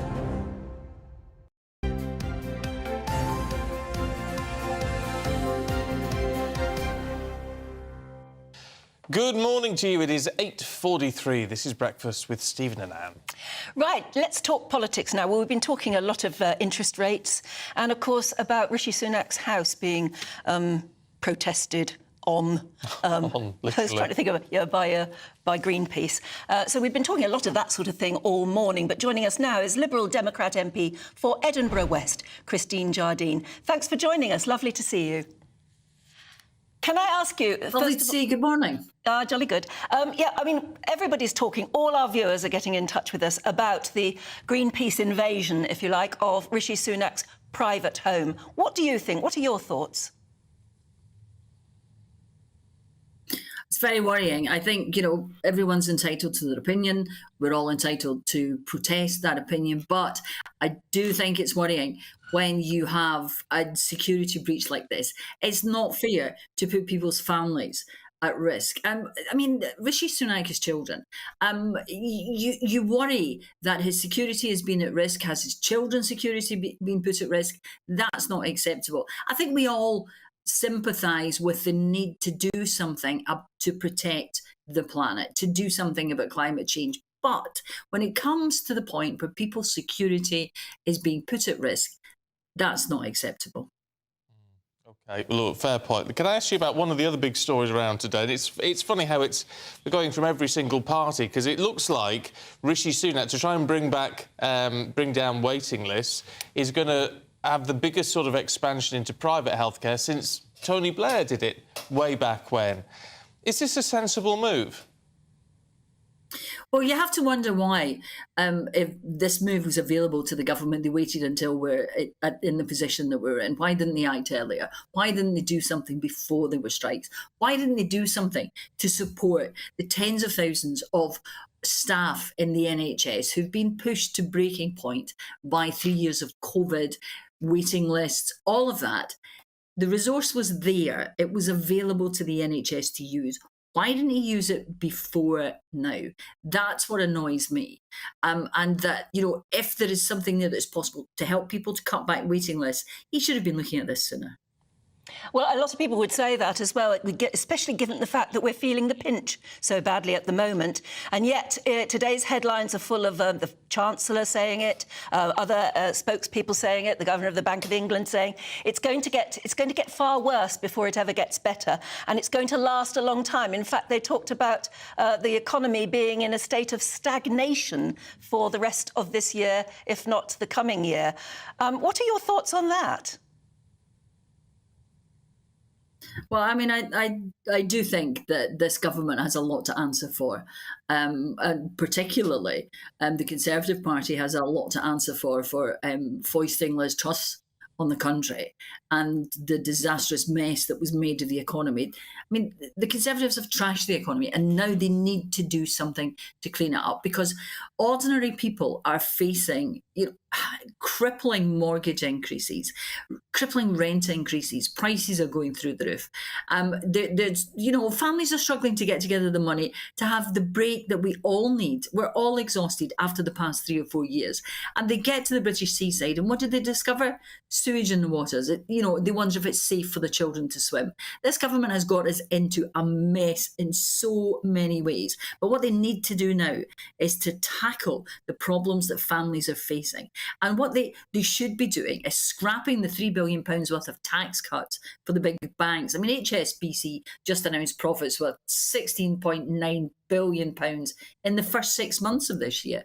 So scrap the £3 billion worth of tax cuts and divert that money into helping people keep a roof over their heads and feed their children. Yeah, but I mean, and that's, a perfectly sensible suggestion. Maybe they'll look at that, but that's... Well, why don't we do it? No, well, but that's in effect a short-term measure, isn't it? And what you need is strong economic policy running alongside what's happening in the Bank of England at the moment. And what isn't clear is what the Lib Dems would do, because obviously we're gearing up towards the general election. You'll be putting all your ideas forward, but where do you actually stand on long-term economic policy to pull us out of this hole? Well, you're absolutely right. We are gearing up for a general election. And we saw in the Somerton and Frome by-election just last month, and we've seen in, other by-elections, that the public are not happy with what the government is putting forward. So our long-term solutions, our long-term suggestions will be in the manifesto. But we think the immediate thing that needs to be done is, as I said, that £3 billion tax cut needs to be scrapped. And we need to look at a mortgage support scheme for families, £300 for a household to get it through this period where mortgages are going up. And in my city, in Edinburgh, the impact of that has been also to create a massive increase in rents as landlords try to meet their costs. So people are struggling. So we need this immediate help, and we need it now.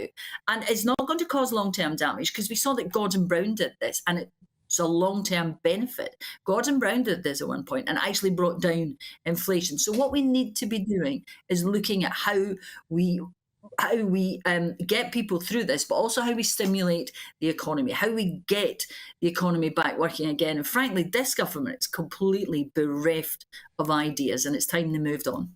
But where's £300 going to get anyone? It's not enough to meet the extra on most people's monthly payments. It will help most people meet their monthly payments.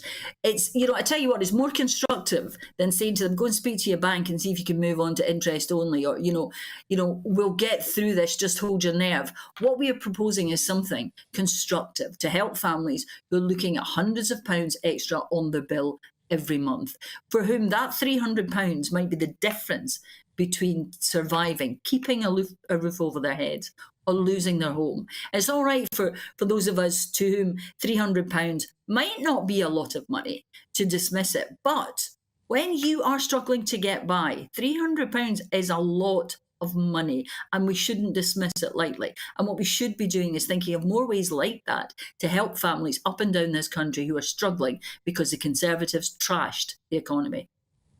I think we'll have to leave it there. Oh, no, we've got a bit of time. We've got more time. So if you can stay with us, we've extended you slightly, Christine. I'll tell you what, let's ask you about... because obviously one of the big issues at the moment is the green agenda. Lib Dems are very much seen... You like to pitch yourself as a green party. So where do you stand on ULEZ? Now, I know it mainly affects... We talk about it with London, but it is happening across the country as well. Where do you stand on the whole ULEZ situation?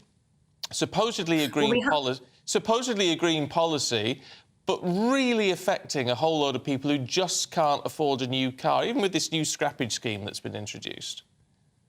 Well, the ULEZ scheme in London has been rushed through and, you know, frankly, isn't a good scheme. It doesn't, or it didn't have at least, scrappage measures. Now, they've brought in this new support today as a knee-jerk reaction to what happened in Uxbridge, and to me that's not good enough. What they need to do is delay the scheme. Look at how it can work properly. Look at proper support for people. It's not easy to go out and change your car, especially in an economic crisis. So what we need is, look at it more carefully, delay it, look at what measures you can bring in, what additional measures you can bring in to help people, to support people, and then do it. You know, I talk to people every day who want something done about air quality, who worry about their children going to school and, walking through heavy traffic. In Edinburgh, my office here in Edinburgh is in one of the most polluted roads in Scotland. But, people want something that will clean that up, but will clean it up long term and effectively. And it's exactly the same in London, Manchester, Glasgow, Edinburgh. People want it done properly, effectively, well thought through schemes on which they have been consulted. And that's the key. People need to be consulted on what is done and given time to meet the criteria that the local authorities bring in. And that's the main problem with ULEZ. It hasn't been done properly. People haven't been given time. And until today, there was no support. Yes, the support's there now, but we still need a delay to make sure that the scheme itself is fair to people. And it's going to be seen in more and more cities throughout the country, isn't it? Mm-hmm. So, I mean, do you feel... I mean, you talk to your constituents, obviously. Is there a feeling that some of these laws are being introduced, some of these processes that show that the people making the decisions are slightly out of touch? They simply don't understand what it's like to be a very hard-up family at the moment. Yeah, you just have to look at the statements we're getting from Downing Street and the statements we're getting from the government to see that they are completely out of touch. The one that really annoyed me was or disappointed me as much as anything else, was when Rishi Sunak said that we all just had to hold our nerve to get through this crisis. That's, that doesn't help when you're struggling to feed your children. And, if you're living in the area in London that's going to be brought into ULEZ, to have to face that expense as well at a time when your mortgage maybe is going through the roof or your rent's going through the roof, food prices are going up, energy bills are crippling. Do the people making these decisions actually understand what it's like for families struggling to get past at the moment? And sometimes, as you see, I wonder if they do. And it starts at the top. Downing Street is completely out of touch. The government is completely out of touch with the problems that the ordinary people in this country are facing. That's why they're doing crazy things, like giving the banks a £3 billion tax cut, while people are struggling to pay their mortgages. And, they're saying, well, go to your bank, see if you can go into an interest mortgage. If only life was that simple, just go on to an interest-only mortgage. Or, it's not that simple. And it's unrealistic to keep saying these patronising things to people who are facing the consequences of the government having trashed the economy. Christine Jardine, really good to talk to you. It's been too long since the Lib Dems are doing these regular morning rounds, as we call them. I hope you'll keep them up, and I hope you'll keep talking to us. Good. Well, I hope you'll remember that, and that you'll have us on maybe. We'll have you on any day that you want, Christine. Really good to talk to you. Thank you very much indeed. Interesting to get a third-party perspective for a change. It's been a while. More on that all coming up, of course. First of all, let's have a look at your weather. Looks like things are heating up. Boxed boilers, proud sponsors of weather on GB News. Morning, Alex Deacon here with your latest weather update from the Met Office for GB News. Some wet and windy weather again returning tonight and tomorrow. Ahead of that, many places dry and bright today, but not everywhere. We do have a fair bit of cloud around this morning and some outbreaks of rain over northeastern parts of England. And we'll continue to see showers over eastern England through the day. Some heavy ones are possible, maybe even the odd rumble of thunder. But for many, certainly out west, it'll be a much drier, much brighter day than we've been used to. And with lighter winds, it'll probably feel quite a bit warmer as well, even though temperatures are still only around, or actually still slightly below average for the time of year, high teens, low 20s.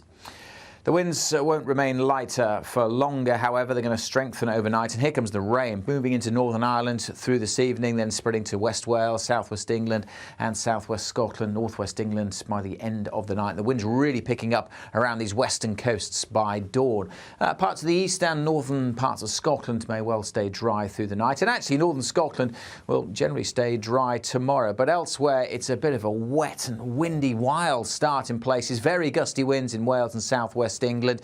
We may well see some brighter skies here through the afternoon. It may cheer up in Northern Ireland, but we're quite concerned about the rain really building up in Northern Ireland as we go through the day. So we do have a weather warning in place for that rain here and for the strength of the wind across parts of Wales and South West England. For more details on the weather warnings, see the Met Office website. The Live Desk with me, Mark Longhurst. And me, Pip Thompson.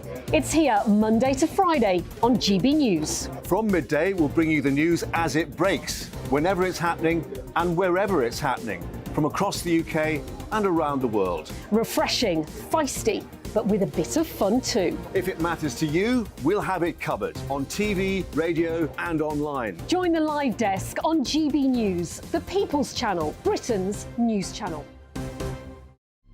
Weeknights on GB News from 6 p.m. You'll always get drama. Please stop, Michelle. I know, yeah. Please stop. Should I just shut up? Romance. You like me, I like you. There you go. There you are. Well, don't tell anybody.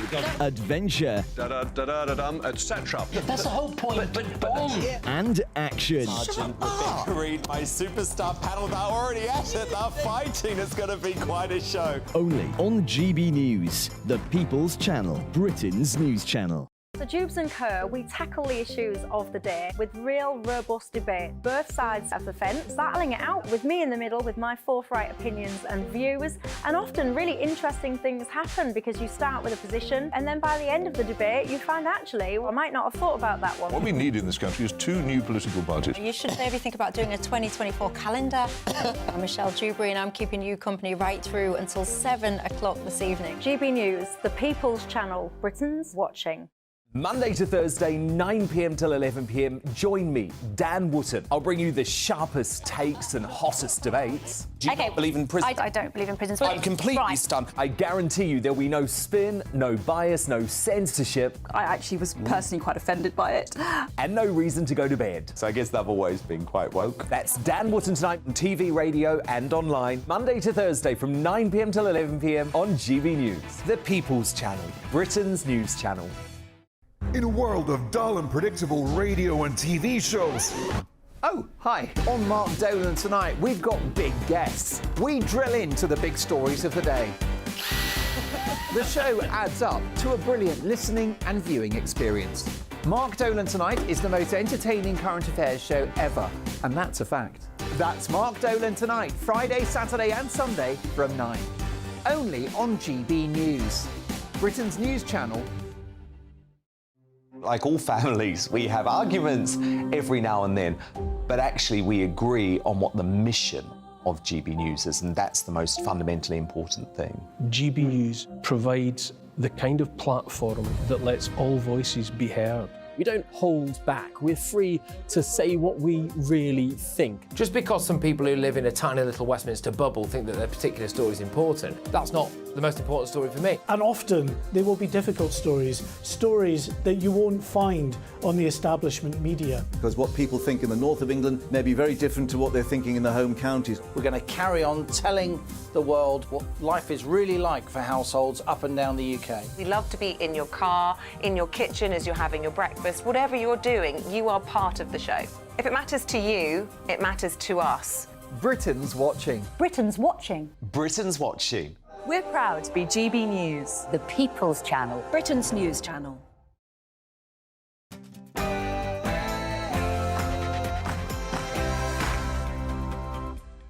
Good morning to you. It's 9 o'clock on Friday, the 4th of August. Today, Trump defiant in court. He denies the latest charges against him. But do these latest serious charges actually boost his election campaign? Heads are going to roll, they're predicting, after a major security breach at the Prime Minister's home. 5 Greenpeace activists that have been arrested are now released on bail, pending further inquiries. But the question remains, how could security have been so lax? And we're going to find out what the weather's going to be like for you this weekend. There's another spell of wet and windy weather on the way for tonight and tomorrow. There are Met Office warnings in place. Before that, some of us will see a bit of sunshine through the day today. More details coming up with a full forecast later on. Morning to you. I'm Stephen Dixon. And I'm Ann Diamond, and this is Breakfast on GB News.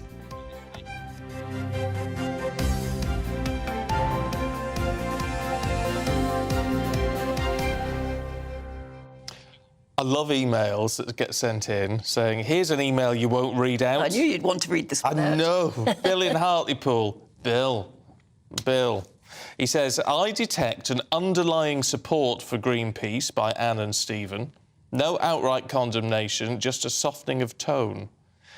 I don't know what you've been listening to. No, I've been outright condemning them since 6 o'clock this morning. Yeah. I mean, I have to say, I've been saying, you know, I would have been a soft supporter of Greenpeace, but this has put me right off because I just think it's not the way to go. So I don't know quite what you've been listening to, Bill. No. But there you go. If you ever want to get an email out, say, I bet you won't read this out, because it always draws me to them. It does, doesn't it? Because I like to prove a point, that we like, you know, all of your views are welcome. That's the point.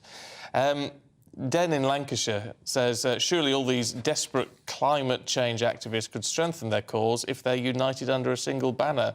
How about green hypocrites are us? I think that's harsh too. I mean, I think it is harsh, yeah. We've had lots of people pointing out that the protesters must have used transport to even get there to do it. Well, yeah, we all have to use transport. I don't know whether you can say just because they used transport of some kind that they're hypocrites. When I was a student, which is many, many years ago, we had a Greenpeace activist in to be sort of interviewed by us as a big group, because we're learning how to interview. And one of the key questions, I don't know who did it, one of my very clever colleagues said, and how did you get here, Mr. Smith? You know, did you drive here? And he got the bus. Yeah. And I see now I had respect. I had respect for him for that. Well, back in Nottingham, back in 1992. Ooh, that was a long time ago. Oh, a long time ago. Well, I tell you what, I don't know whether we can still, Mr. Director, find the picture. But we were going to talk about this amazing picture that has been taken by the James Webb Telescope. Oh, we haven't got it. Oh. We'll see if we can find it for you, because it's really weird. That we know that the James Webb Telescope was even bigger and better than Hubble in that it could look much, much further into the abyss, much further back in time, effectively. And one of the pictures that it's just come up with has highlighted a tiny little bit which looks like a question mark hanging there in space. It's really quite weird. People who love Doctor Who... Well, I was just going to say... ...are going to say, that's it. That's the TARDIS or something, isn't it? Can you find it? No, we'll try and find the picture to show you. I can't imagine it's in today's Daily Mail. Oh, is it in the Mail? Let me have a flick through. 10, I think it was page 10 of the Mail. Oh, there you go. That's memory for you. Yeah. Oh, there you go. Yeah, there. Now, I don't know if you can... No, that's the trouble, is we really need it put properly on the screen. Can we zoom in on anything? What about camera 7? But I knew you would like that one. Let me try 7 over here. Yeah. Camera 7, because it's very clever. OK, can you see? They've highlighted it there and put a little ring around it. In the middle of all of that sort of amazing stars and all the rest of it, you can... There you go. You can see that, I don't know what it is, a galaxy or a nebula or goodness only knows what. We must talk to somebody about this, find out what it is. But it looks like a perfect question mark hanging there in space a very long way away. It's very clever, isn't it? Isn't that fantastic? Yeah, for the Doctor Who nuts like us too. Spooky or what? That's very exciting stuff. Well, anyway, maybe you can get Andy Lound on over the weekend. Yes, that's who's our Birmingham spaceman. Literally what I was thinking of, and he can explain what that could be and why would it be that shape. Is that just coincidence that it's that shape? So I suppose it's only that shape from this angle that we're looking at it from. If you look far enough into the universe, I suppose you're always going to see strange shapes and strange things. Maybe. But it is fantastic. Yeah. Lovely. Anyway, look, should we talk about Trump this morning? Because he has remained defiant, as you would expect, as he pled not guilty to the latest load of charges against him. And they are very serious charges. Conspiracy, for instance, to defraud the US, obstruction of an official proceeding and against the rights of citizens. Well, he's made him even more defiant. He told reporters that it was merely the persecution of a political opponent. Well, thank you very much. This is a very sad day for America. And it was also very sad driving through Washington, D.C. and seeing the filth and the decay. When you look at what's happening, this is a persecution of a political opponent. This was never supposed to happen in America. This is the persecution of the person that's leading by very, very substantial numbers in the Republican primary and leading Biden by a lot. So if you can't beat him, you persecute him or you prosecute him. We can't let this happen in America. Thank you very much, everyone. Paul Hawkins following this for us this morning. These are very serious charges, this latest round. What strikes me is whichever side you sit on this argument, it still seems like an absolute farce. Yeah, I mean, are you talking about the fact that it's politically motivated, according to... I mean, he thinks it's a farce that he's been charged. Yeah.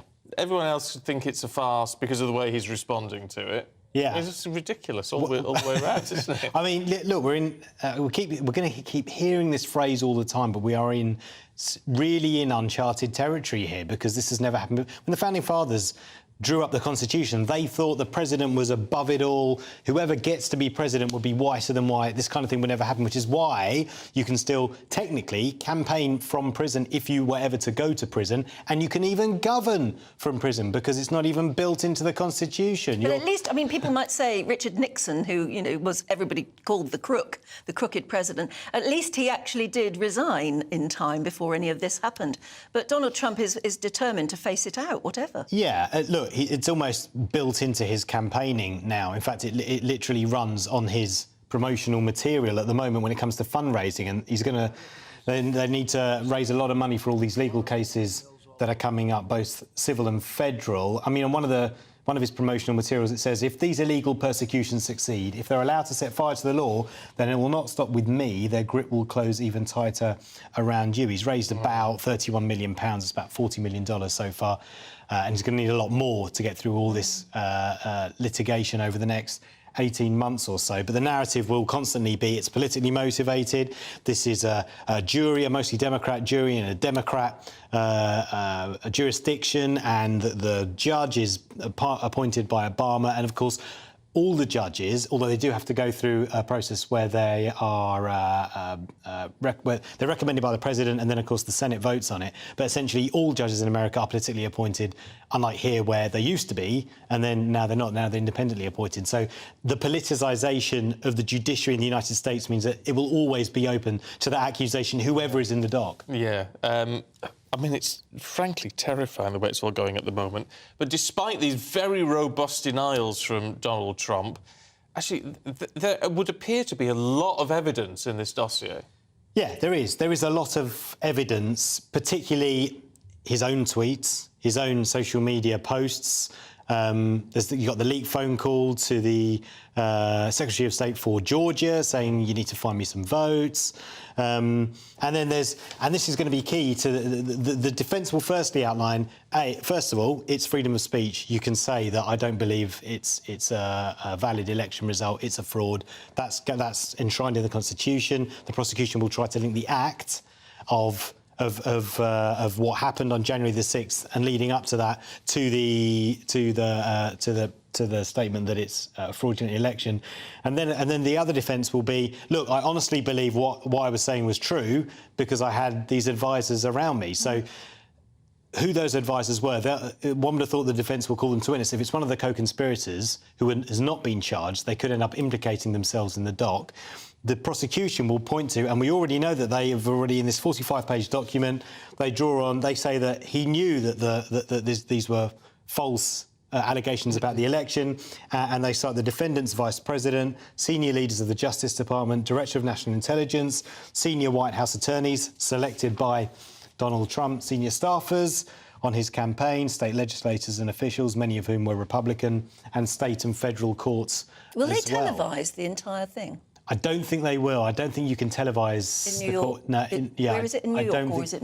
What? Which one? Washington. It's in going Washington. to be in Washington. This one's going to be in Washington, yeah. And then you've got Florida in May. That's the case involving national security documents, top secret documents found at his home. And then the one in March is about falsifying business records to cover up hush money payments to a porn star. If they could televise it, my goodness, that would outdo OJ. Well, it would be, and it'd also help the media, because obviously we stand outside the courtroom speculating, and then we have to just wait an hour or two, and then afterwards try and run after him as he makes his way out the back door, which is what happened last night. Yeah, but he's never short of something to say. Is he? Well, We exactly. always get a line out of him. Paul, we've got to leave it there. Good to see you. Thank you. Now, this is a story that I'm sure is going to get you talking. A new study has found that there are an estimated 2 million of them in the UK. Yes. 2 million of what, you may ask? Potholes. And the problem is they're getting worse, and there have been more and more calls for the government to give more money to councils to properly fix them. I mean, it sounds stupid, but it isn't if you've tried driving around. You really start to notice it, don't you? Joining us now is Mr. Pothole, Mark Morell. A very good morning to you, Mr. Pothole. You still have a lot of work to do, don't you? In fact, an increasing amount of work. Yes, I mean, I started with a small campaign 10 years ago and set up National Pothole Day. I was warning about this, so what I was saying is exactly happening. Steve and I was on with him, who was on Sky News many years ago, and we had a bit of a debate about it. And I mean, really, it's a nonsense, because there was a YouGov survey carried out 10 years ago that said badly maintained roads were costing the UK economy £5 billion a year. We're now 10 years plus on. The costs have increased, the deterioration of our roads, so it's probably £10 billion. So why can't we actually spend an extra £2-3 billion a year maintaining our roads that makes an economic sense for the country, apart from the loss of life and injuries that it causes? Well, yeah, absolutely. I mean, I tell you what, Mark, you see, I permanently solved my problem and moved to a proper news station. But the issue with this seems to be that when potholes are fixed, they're just patched up in a way that actually only lasts a month or two. Yeah, I mean, I sent a picture in, I don't know if you've got it there, just showing how bad one council has done over 20 repairs in the same location. Now, that's traffic management, that's shutting the road, that's doing a quick patch repair and coming away. If they'd have actually repaired that section of road first time, it would have saved countless traffic problems and the cost of mobilisation every time they attended the site, and it'd be better for the environment as well. Yeah, and I know there have been cases, haven't there, where the motorist has actually sued their local council because it can cause terrible damage to your car. Yeah, I mean, the tragic thing is cyclists. It was reported recently that one cyclist a week is killed or seriously injured. And you've got the same for motorbikers. There's a campaign by the Motorcycle Action Group, because 70 bikers a year are killed or seriously injured as a result of badly maintained roads. Not just potholes, it's the loss of the wearing surface, the grip values. I've seen councils had to put in speed restrictions on roads because they can't afford to do a treatment. The road surface treatment that's been carried out has been reduced by 30% since 2016 based on Department of Transport figures. And surprise, surprise, we're seeing our roads deteriorate at a massive rate, over £1.3 billion in 12 months. I seem to recall, correct me if I'm wrong, Mark, that you were retiring Mr. Pothole a few years ago. I mean, it seems like you've been forced to bring him back just because things are getting so bad now. Yeah, I made no secret I've had some mental health issues, and it was getting too much with being the mayor of Brackley, plus other commitments I had. I had to step back. But it was request to come back, and also I'd submitted evidence to the Transport Select Committee when Lillian Greenwood was the chair, and I felt that was a really good opportunity. I put a lot of work in there. There was a brilliant report by cross-party MPs, and the government gave it lip service. The answers are all there in government. In fact, on the BBC, where a Labour MP suggested I should be the pothole czar, which I declined, because there's no way I'd want to put myself in the position unless government agreed that they would actually fund it, because I'm not going to be a patsy. No, absolutely. It needs joined-up thinking, as we keep saying. We'll have to leave it there. It's great to see you again, still fighting strong on behalf of the motorist and the motorcyclist and the cyclist, as you say. Mark Morell, thanks very much indeed. You see, now, if that doesn't hit a nerve with you, because who hasn't driven about lately? And you end up... I tell you what you end up doing, and I've done, is you end up trying to dodge the potholes, the big ones. Which is dangerous Which driving. is dangerous. Yeah, it is.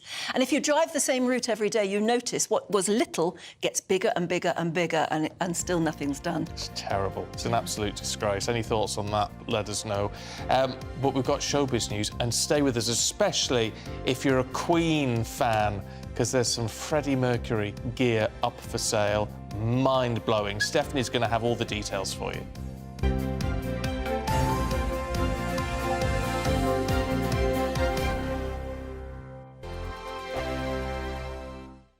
What you get for breakfast is something that, if we do our jobs right, you will wake up to news that you didn't know the night before. It's a conversation. It's not just me and Eamon. We want to get to know you, and we want you to get to know us. From 6, it's Breakfast with Eamon and Isabel. Monday to Thursdays on GB News. Britain's news channel. Westminster is going around in ever-decreasing circles, followed by the media. Britain is broken.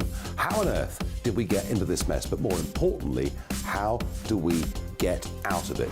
Join me at 7 p.m, Monday to Thursdays on Farage, here on GB News. We will have open, rational debate. We've got to work out how Britain moves forward from this. Join us here on GB News, the People's Channel. Britain is watching. When the news happens, it happens here. And really important breaking news. Breaking news this morning. On TV, radio and online, the news starts here on Britain's Newsroom. All the biggest stories and the answers that you need from across the UK and beyond. Join Britain's Newsroom from 9:30 on GB News. The People's Channel, Britain's news channel. Join me, Patrick Christie's, Monday to Friday, 3 till 6. We tackle the day's news agenda like you've never seen before. It's high tempo, high octane, the most controversial topics and the best guests. You will not be able to take your eyes and ears off it. I'm not afraid to ask the questions that you really want answered. 3 till 6 p.m, Monday to Friday on GB News, the People's Channel, Britain's news channel. People in Britain, they love free speech, but they also love fair play. I don't care if I'm speaking somebody from a trade union, from the Labour Party, somebody from the SNP. And I think the viewers like to see that actually we can challenge one another, but in a positive way. We think we ask the questions that people want to ask, and often we ask the questions that we wanted to ask in Parliament but never got the chance to ask. So join us every Saturday, 10 a.m. till noon on GB News, Britain's news channel. Hi, I'm Dan Wootton. You can watch me live on GB News Monday to Thursday from 9 p.m. And did you know that you can also watch and listen live on our website, gbnews.com?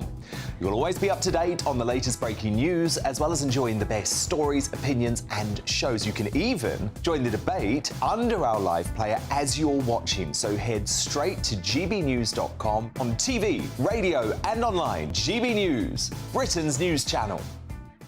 It's all about family, being in people's living rooms, all the interaction and getting to know who our viewers and listeners are. When I was young, my dad used to say, Nana, stop arguing. I wanted an outlet that would enable me to give my opinion. People are going through a really hard time right now, and I know that you don't feel like you're being listened to by the establishment. I came to GB News because it's the People's Channel, and I want the audience to have their say on the events of the day. We're dynamic. We do something different. Democracy shows that the wisdom of the nation is in its people. I get to travel to find out what the story is from a personal perspective. The British people aren't fools. We know when we're not being told the full story. We've got to work out how Britain moves forward from this. It's the best country in the world. The establishment had their chance. Now we're here to represent your views. Britain's watching. Britain's watching. Britain's watching. We're proud to be GB News, The People's Channel, Britain's news channel.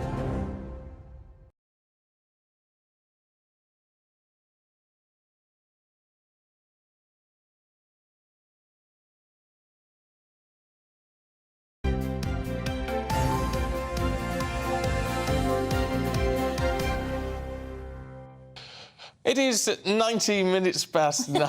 This is Breakfast with Stephen and Dan. Let's talk Queen with our very own showbiz queen, Stephanie Tetchy. Good morning to you. Queen is one of those most remarkable of bands. I know. And forever live on. We're still going, of course. And ever. And it's going to be a kind of magic. Oh, here we go. It's going to be a kind of magic for Freddie Mercury fans, because today at Sotheby's in Bond Street, they're going to be doing a replica of his home in Kensington, the Garden Lodge. And it's going to have over 30,000 items of his personal items that are all going to go display. The exhibition is free of charge for people for the next month. And the reason why it's now going on display is because when he died in 1991, he left all the lodge and all his items to his friend Mary Austin, who has decided now it's time for things to go under the hammer. So the Yamaha piano that we can see right now is expected to fetch up to £3 million. Wow. £3 million from next month. We also have a Freddie Mercury crown that he wore when he always went on stage. Yeah, when he performed God Save the Queen, and that's expected to go between £60,000 and £80,000. Is it all going to be that expensive? Yes, it is. I tell you what, that crown. You'd love that. For fans, though, for proper fans, that'll go for much more. I think it will. And then we've got the lyrics of Bohemian Rhapsody as well. That is expected. Yes, this is handwritten. Handwritten, never been seen before. That's expected to go between £800,000 and £1 million. Yeah, I think that'll go for more too. So that's going to be quite pricey. But It's a bit sad, but I suppose it is time for some of those things to, you know, be museum pieces now. Well, that's what Mary Austin said. She was quite close to him. If anyone's watched Bohemian Rhapsody, you see they were in a relationship and they were friends right until he died. Yeah. And she said she's been sat with all these items for about 30 years and she now feels it's time to bring the chapter to an end, and hopefully they will all go to special homes. I wonder if any of the members of Queen would want to buy any of those, or whether they've already got what they want. They've probably got what they want. I can imagine they've had first dibs on everything, and they've probably just kept it there, and probably in the future they might sell it again in the future. But I think some things as well, I think you should keep as memories. Yeah, I mean, some of the stuff, but some of these huge items, and I don't know if it's up in this auction, but I knew they were planning on selling it, was his waistcoat. Yes, with it the is. cats on, Yes, that is. Which he wore in...